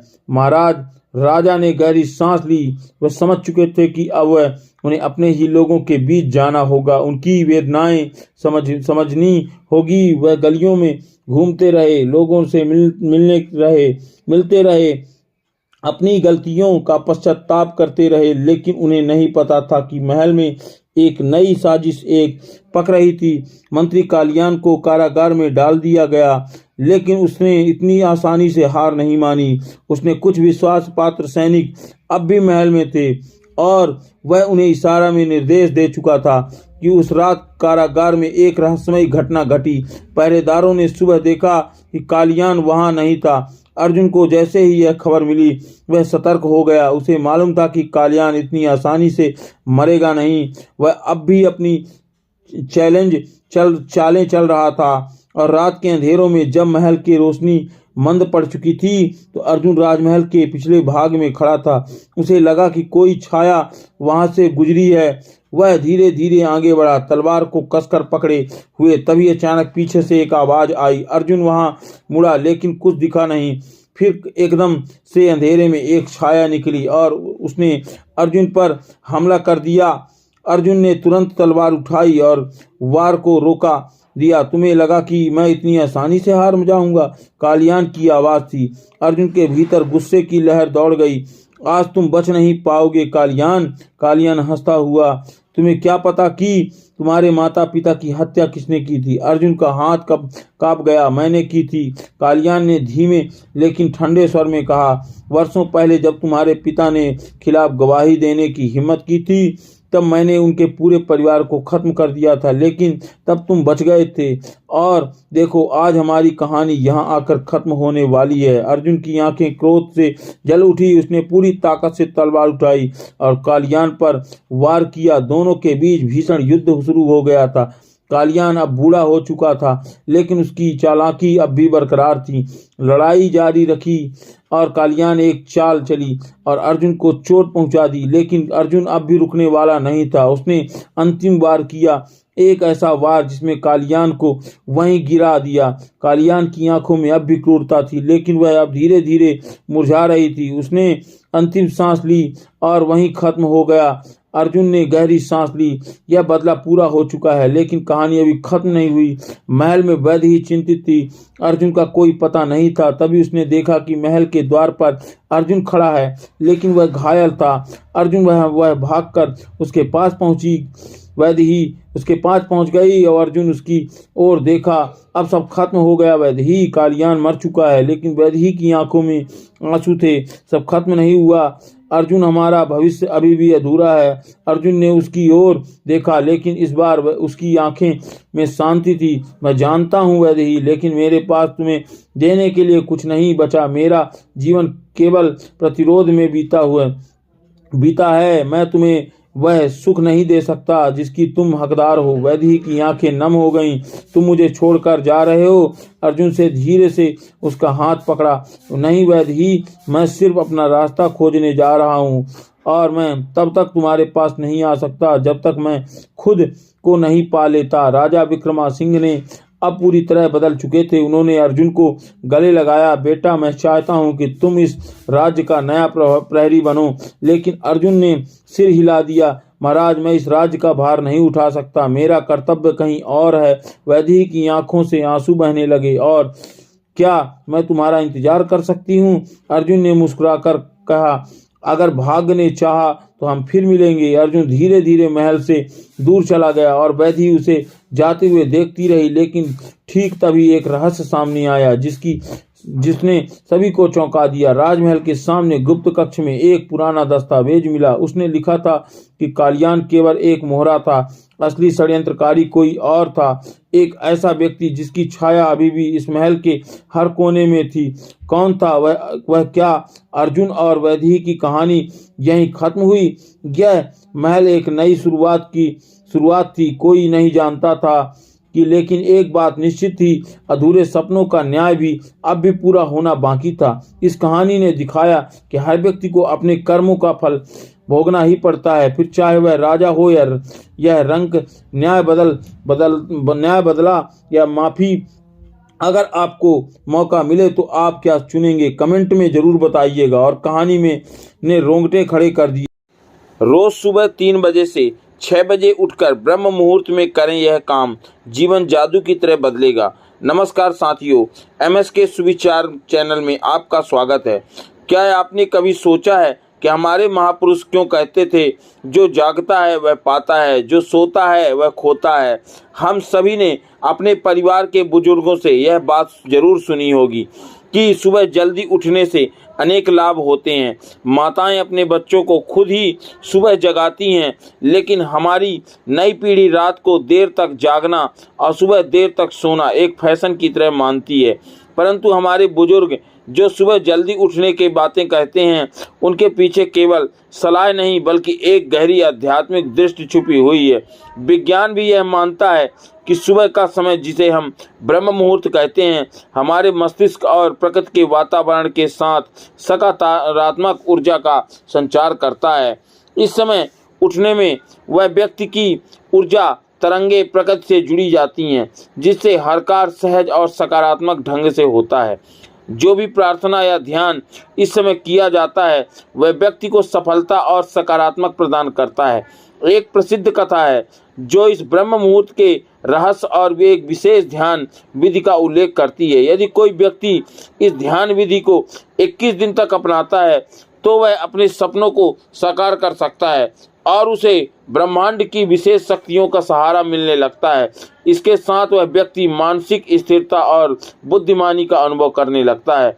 तो आइए मैं आपको इस कथा के माध्यम से ब्रह्म मुहूर्त के गुण, रहस्यों और उस विशेष स्थान विधि के बारे में बताता हूँ, जिससे आप अपनी जीवन यात्रा को नई ऊंचाइयों पर ले जा सकते हैं। एक समय की बात है, नारद जी आकाश मार्ग से जा रहे थे जब उनकी भेंट इंद्रदेव से हुई और इंद्रदेव ने नारद जी से पूछा कि हे नारद जी, मैंने देखा है कि जो मनुष्य ब्रह्म मुहूर्त के समय में जागता है वह बहुत सुखी और सफल रहता है। इसका रहस्य क्या है? नारद जी के पास इस प्रश्न का कोई उत्तर नहीं था, इसीलिए उन्होंने कहा, हे इंद्रदेव, मैं आपके प्रश्न का उत्तर कल दूंगा। इसके बाद नारद जी सीधे भगवान श्री कृष्ण की नगरी वृंदावन की ओर चल पड़े। वृंदावन पहुंचकर उन्होंने देखा कि भगवान श्री कृष्ण एक पेड़ के नीचे खड़े होकर बांसुरी बजा रहे थे। जैसे ही नारद वहां पहुंचे, श्री कृष्ण ने बांसुरी बजाना बंद कर दिया और मुस्कुराते हुए बोले, हे नारद, आप चिंतित दिखाई दे रहे हैं, किस बात की चिंता है? नारद जी की विनम्रता से कहा, हे भगवान, आज मैं आकाश मार्ग से बैकुंठ लोक जा रहा था, तभी मार्ग में मेरी भेंट देवराज इंद्र से हुई। उन्होंने मुझसे पूछा कि जो लोग सुबह सुबह ब्रह्म मुहूर्त में उठते हैं वे सभी इतने प्रसन्न और सफल क्यों होते हैं। इस प्रश्न का उत्तर मुझे नहीं पता था, इसलिए आपके पास इसे जानने आ गया हूँ। भगवान श्री कृष्ण ने मुस्कुराते हुए कहा, हे नारद, इंद्रदेव ने आपसे यह प्रश्न पूछकर मानव जाति का कल्याण करने का मार्ग खोला है। कलयुग में यह प्रश्न हर व्यक्ति के जीवन में उसी प्रकार महत्वपूर्ण है जैसे उनके शरीर में जीवन की ऊर्जा। मैं आपको इस प्रश्न का उत्तर एक कथा के माध्यम से दूंगा। यह कथा जो भी है मनुष्य सुनेगा उसके जीवन में सकारात्मक परिवर्तन आएगा और ब्रह्म मुहूर्त का रहस्य जानकर वह अपने जीवन को सफल बना सकेगा। नारद जी ने श्रद्धा पूर्वक कहा, हे भगवान, मैं इस कथा को ध्यान पूर्वक सुनूंगा और इसे समस्त लोकों में फैला दूंगा। तब भगवान श्री कृष्ण ने कथा सुनानी प्रारंभ की। एक समय की बात है, एक नगर में एक लड़का रहता था। वह लड़का अच्छा था, लेकिन उसकी एक खराब आदत थी, वह देर तक सोता रहता था। सुबह उसे जागने के लिए लाखों प्रयास किए जाते थे, किंतु सबने हार मान ली। वह लड़का कभी 9 बजे पहले उठता और नहीं उठता भी, उसके बाद भी नहीं उठता था। जब वह बालक था तब परिवार ने सोचा कि जब यह बड़ा हो जाएगा तो इसकी आदतों में सुधार हो जाएगा, किंतु वह लड़का जैसे तैसे बड़ा हो गया और उसकी यह आदत और भी ज़्यादा गहरी होती गई और दुनिया इधर से उधर हो गई। लेकिन वह लड़का कभी जल्दी नहीं उठ पाता था। उसके पिता उसकी इस आदत से बहुत ज़्यादा परेशान रहने लगे। उस लड़के को ढेर नकारात्मक शक्तियों ने घेर रखा था। वह सभी को पलटकर जवाब देता था और दिन भर उदास रहता था। इसका असर उसके स्वास्थ्य पर भी पड़ रहा था। जब उस लड़के को यह पता लगा कि उसके सारे मित्र सफलता को प्राप्त कर चुके हैं, तब वह और भी ज़्यादा दुखी हो गया। ईश्वर को कोसने लगा। वह बार बार कहता था, हे मेरी किस्मत खराब है, किंतु उसके पीछे अच्छी तरह से जानते थे कि उस लड़के के असफल होने के पीछे क्या कारण है। भगवान श्री कृष्ण कहते हैं, नारद एक दिन की बात है, उसके पिता को किसी सन्यासी के बारे में पता चला तो तुरंत वह अपने बेटे की समस्या को लेकर सन्यासी के पास जा पहुंचा। पिता ने उस सन्यासी को बड़े ही विस्तार से अपने बेटे की आदतों के बारे में बताया और बताया कि इसकी गलती हमारी ही है। पहले हम इससे उठाते नहीं थे सुबह से, और ये धीरे धीरे आलसी होता गया और ये आप अपनी आदतें बिगाड़ लिया है, और इसका कारण तो हमारी है। पर हे सन्यासी, आप कृपा करिए और मुझे कुछ ज्ञान दीजिए ताकि मैं अपने बच्चे को सुधार सकूं, अपने लड़के को एक उज्जवल भविष्य दे सकूं और उसे सही मार्ग दिखा सकूं। और अब तो मेरे से गलती हो ही गई है, कृपा करके मुझे आप बताइए कि मैं ऐसा क्या करूं जिससे कि मेरा बच्चा सुधर जाए और सही मार्ग पर चले, ताकि आने वाले भविष्य में वो एक अच्छा सही इंसान बन सके। तो इस आश्रम में आने को कहिए। पिता घर की ओर चला गया। उन्हें पता था कि वह सीधे तरीके से बेटे से सन्यासी मिलने के लिए कहेंगे तो वह कभी तैयार नहीं होगा।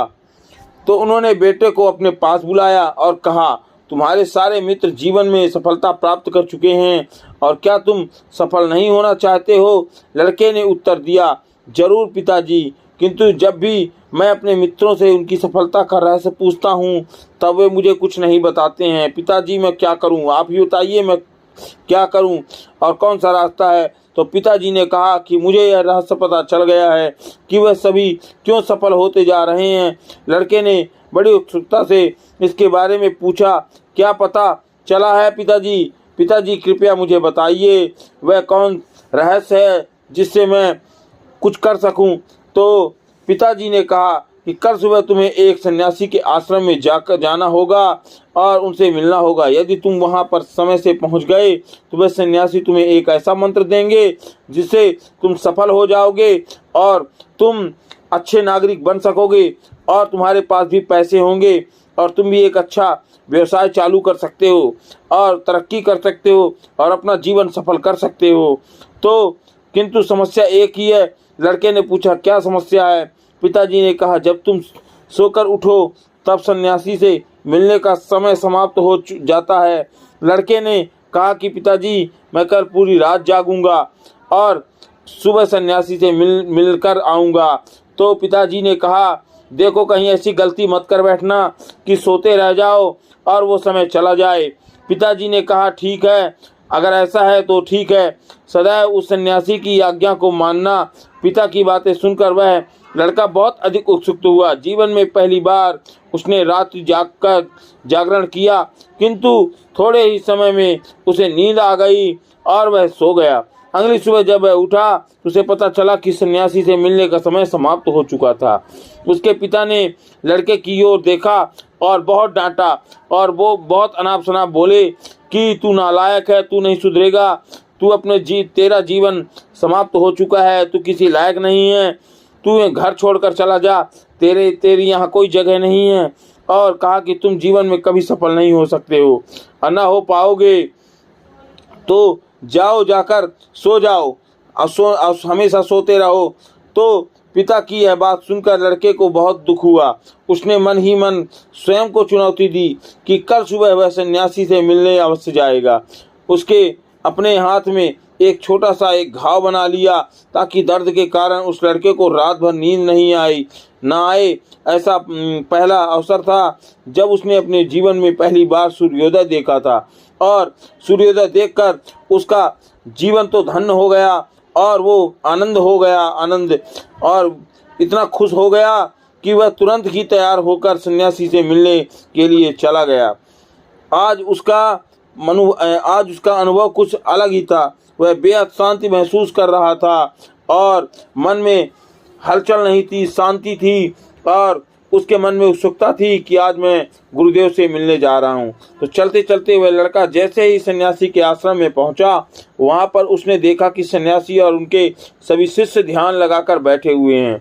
ध्यान का समय समाप्त हुआ, तब लड़का उस सन्यासी के पास पहुंचा और उन्हें प्रणाम करते हुए बोला कि आपके पास कोई ऐसा मंत्र है क्या जिससे मैं सफल हो सकता हूँ? तो कृपया करके मुझे वह मंत्र बताइए। सन्यासी गुस्से में देखने लगे कि ये कैसा प्रश्न कर रहे हो, अभी आप हो कौन और कहाँ से आए हो, और अपने मित्रों के समान सफल होना चाहते हो तो पहले तो ध्यान लगाकर बैठो सामने, और जब तक मैं न कहूँ उठना नहीं, और अच्छा जीवन जीना चाहते हो।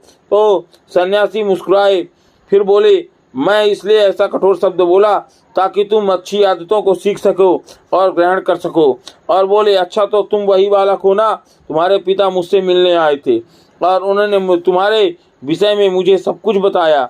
मैं तुम्हें वह मंत्र अवश्य बताऊंगा, लेकिन कुछ है जो मैं कहूँ वो तुम्हें करना होगा। अब लड़के ने जैसे ही किंतु शब्द सुना तो लड़का घबरा गया। उसने पूछा, किंतु क्या गुरुदेव?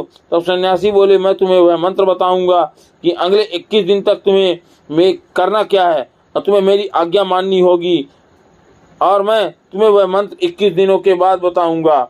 अगर तुम तैयार हो तो बोलो, तब मैं तुमसे जो भी कार्य कहूँगा तुम्हें वह करना होगा। यदि तुम असफल हुए या कार्य के बीच से तुम्हारा संकल्प टूट गया, तब उस मंत्र का असर नहीं होगा।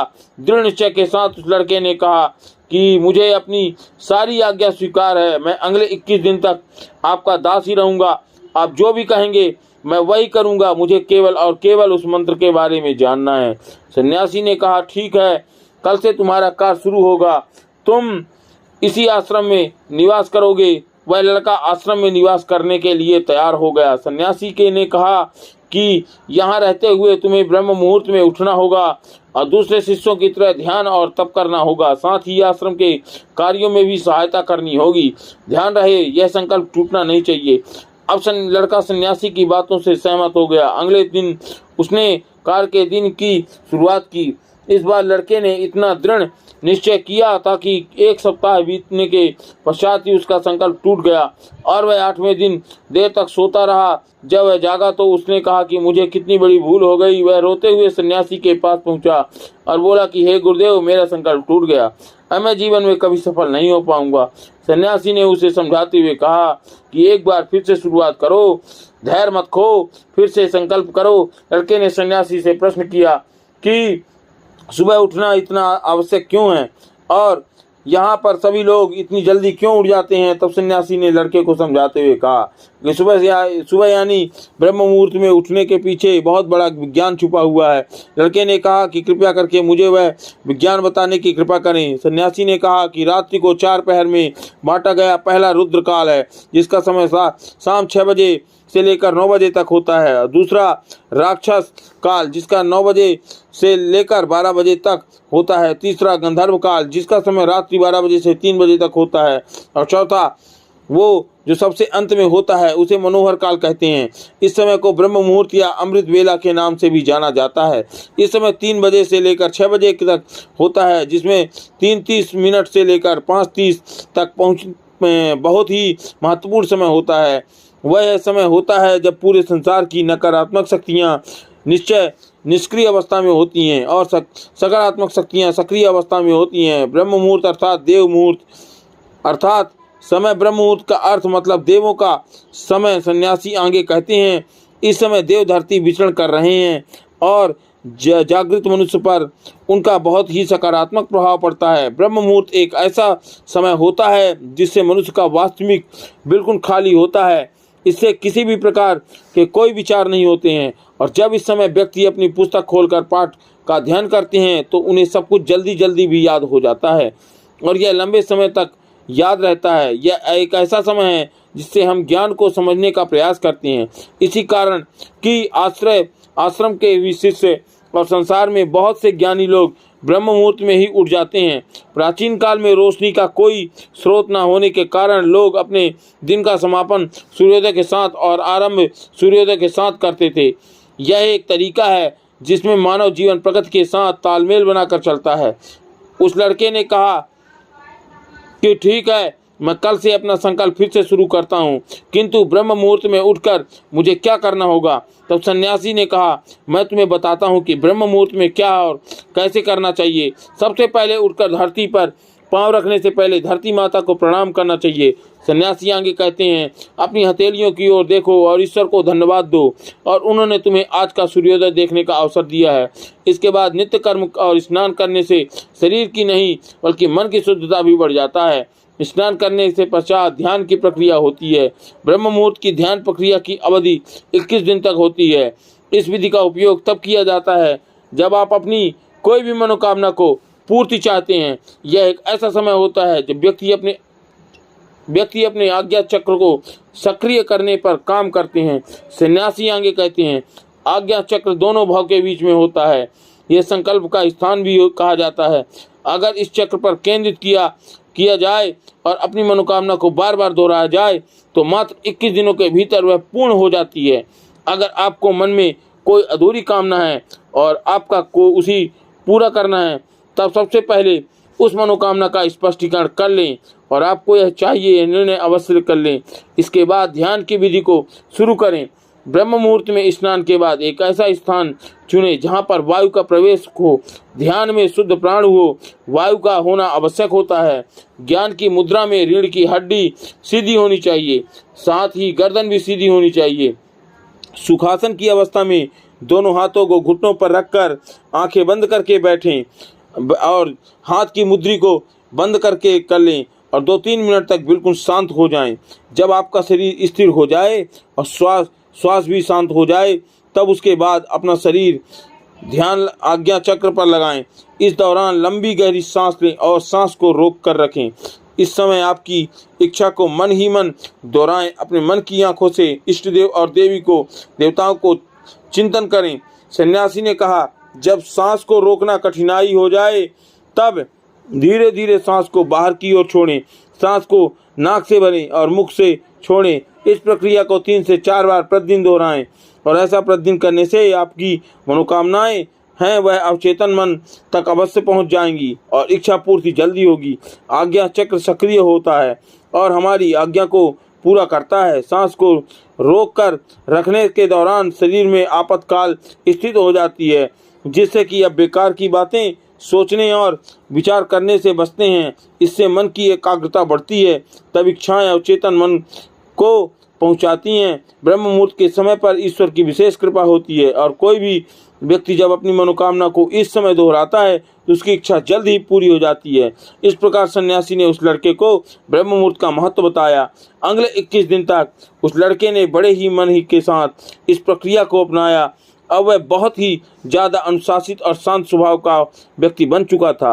उस लड़के ने जैसे ही अपना संकल्प पूरा किया, उसके पश्चात वह व्यक्ति बड़े ही प्रसन्नता भाव से सन्यासी के पास पहुंचा और कहा, हे गुरुदेव, मैंने 2 दिनों का संकल्प पूरा कर लिया है।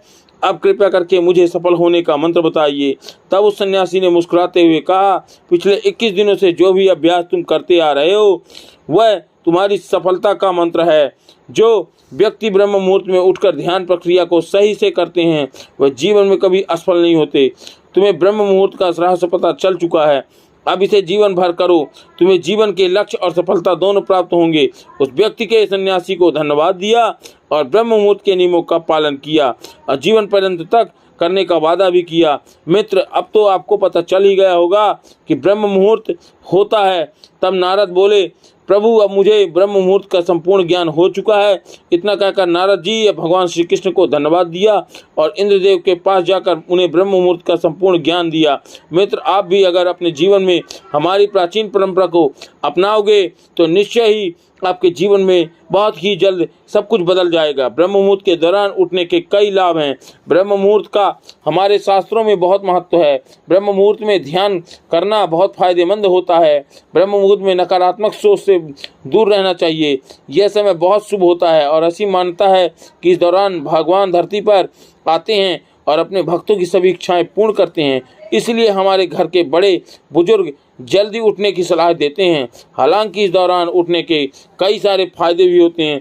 सूर्य की पहली किरण पृथ्वी पर पड़ने से पहले बिस्तर को छोड़ देना चाहिए। इससे स्वास्थ्य अच्छा रहता है और दिमाग भी तेज होता है। ब्रह्म मुहूर्त एक ऐसी समय अवधि है जो मानव शरीर को कई लाभों के साथ दिव्य आशीर्वाद देती है। ब्रह्म मुहूर्त में करना बहुत फायदेमंद होता है क्योंकि इस दौरान वातावरण और मन में शांति रहती है। ब्रह्म मुहूर्त में पूजा पाठ करना बेहद लाभकारी माना जाता है। ऐसा कहा जाता है कि इस दौरान भगवान धरती पर आते हैं और अपने भक्तों की सभी इच्छाओं को पूर्ण करते हैं। ब्रह्म मुहूर्त में अपने शिष्य अपने किसी भी कार्य की पूर्ति की कामना रखने से उनकी इच्छा पूर्ति होती है। ज्योतिष शास्त्र के अनुसार ब्रह्म मुहूर्त में पढ़ाई करने से चीज़ें दिमाग में रहती हैं, साथ ही ज्ञान की देवी का आशीष प्राप्त होता है। ऐसा कहा जाता है कि जो लोग ब्रह्म मुहूर्त में उठते हैं उनके घर में कभी दरिद्रता नहीं रहती, साथ ही धन की देवी खुश रहती है। ब्रह्म मुहूर्त में घर के लोगों को पवित्रता का ध्यान रखते हुए माता लक्ष्मी की उपासना जरूर करनी चाहिए। ऐसा करने से घर में शुद्धता आती है। मान्यताओं के अनुसार ब्रह्म मुहूर्त में नकारात्मक सोच से दूर रहना चाहिए क्योंकि यह घर के वातावरण और मन की शांति को दूषित करते हैं। साथ ही इससे घर में परेशानियां उत्पन्न होती हैं। तो इस समय सकारात्मक सोचें। धार्मिक ग्रंथों के अनुसार ब्रह्म मुहूर्त वह समय होता है जब देवता धरती पर आते हैं और उस वक्त सभी धार्मिक स्थलों के पट खोल दिए जाते हैं। ब्रह्म मुहूर्त में यानी 4 बजे के बाद ईश्वर का वास होता है। धार्मिक ग्रंथों के अनुसार ब्रह्म मुहूर्त का समय होता है जब देवता धरती पर आते हैं और उस वक्त सभी धार्मिक स्थलों के पट खोल दिए जाते हैं। ब्रह्म मुहूर्त में देव को नमन किया जाता है, उन्हें स्नान करवाकर स्थापित करके का विधान होता है। रिसर्च के माने तो प्रातःकाल उठने से हमारा तन और मन दोनों स्वस्थ रहते हैं और शरीर में ऊर्जा का संचार होता है।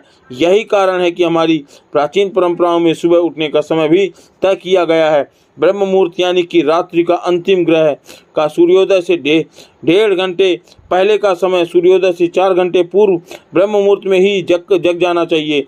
इस समय सोना शास्त्र निषिद्ध है। ब्रह्म का मतलब परम तत्व या परमात्मा मुहूर्त यानी अनुकूल समय।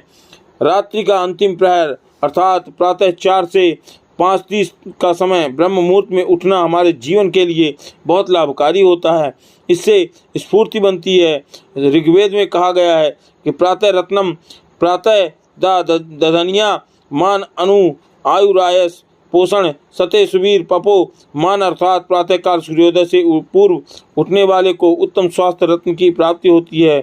इससे ब्रह्म मुहूर्त बुद्धिमान उस समय को व्यर्थ में नहीं गवाते। ब्रह्म मुहूर्त का समय भारतीय संस्कृत आयुर्वेदिक में बहुत ही महत्वपूर्ण माना गया है।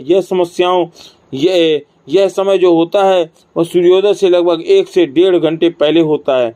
मानव शरीर और मन के लिए अत्यधिक लाभकारी है। ऋषि मुनियों ने इसे निद्रा त्याग का सर्वोत्तम समय बताया है क्योंकि इस समय उठने से शरीर में शक्ति, स्फूर्ति और मानसिक शक्ति का संचार होता है। इस समय की वायु में चंद्रमा से अमृत तुल्य कण होते हैं जो स्वास्थ्य के लिए अमृत समान माने जाते हैं। इस समय शरीर का स्पर्श करने वाली अमृतमय वायु से तेज शक्ति और मेघा का संचार होता है जो मन को प्रसन्न और शांति करता है। ब्रह्म मुहूर्त के दौरान तपो और रजोगुण की मात्रा कम होती है और सद्गुण का प्रभाव अधिक होता है जिससे मानसिक विचार सात्विक और शांत हो जाते हैं। इस समय की गई ध्यान साधना और आत्मचिंतन मन को स्थिरता को प्रदान करता है और मानसिक संतुलन को बढ़ाता है। आयुर्वेदिक के अनुसार देर रात तक जागने और सुबह देर से उठने पर व्यक्ति का इस लाभकारी वायु से वंचित रह जाता है जो शरीर और मानसिक स्वास्थ्य पर नकारात्मक प्रभाव डाल सकता है। ब्रह्म मुहूर्त में किया गया स्नान सर्वश्रेष्ठ फल देता है।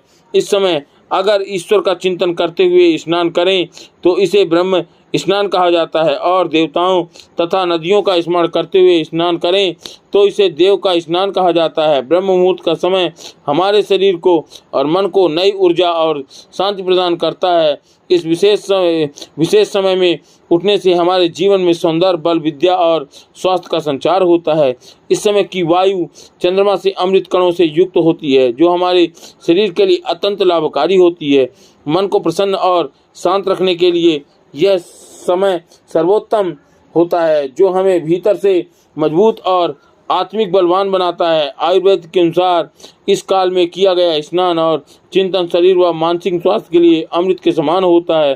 प्राचीन मुनियों और योगियों ने भी इस समय के महत्व को समझा है और इसी समय जागकर आत्मिक और शारीरिक संतुलन को बढ़ाया है। इसलिए हमें भी इस अद्भुत समय का लाभ उठाकर अपने जीवन को स्वस्थ, सुखी और संतुलन बनाना चाहिए। यदि आपके मन में कोई प्रश्न हो तो उसे कमेंट में अवश्य पूछ लें। मैं आपके हर कमेंट का उत्तर दूंगा, अगली वीडियो में लेकर आऊँगा। अब मैं आपको 5 मिनट के लिए ब्रह्म मुहूर्त में उठकर ध्यान करने के हेतु ओम जाप मंत्र प्रदान करता हूँ। इस मंत्र के साथ अभ्यास करें, आत्मिक शांति का अनुभव देगा और इससे बोलने में जो भी मेरे से त्रुटि हुई हो उसे मैं क्षमा प्रार्थी हूँ और आपके लिए उज्जवल भविष्य की कामना करता हूँ और आपका दिन मंगलमय हो। धन्यवाद।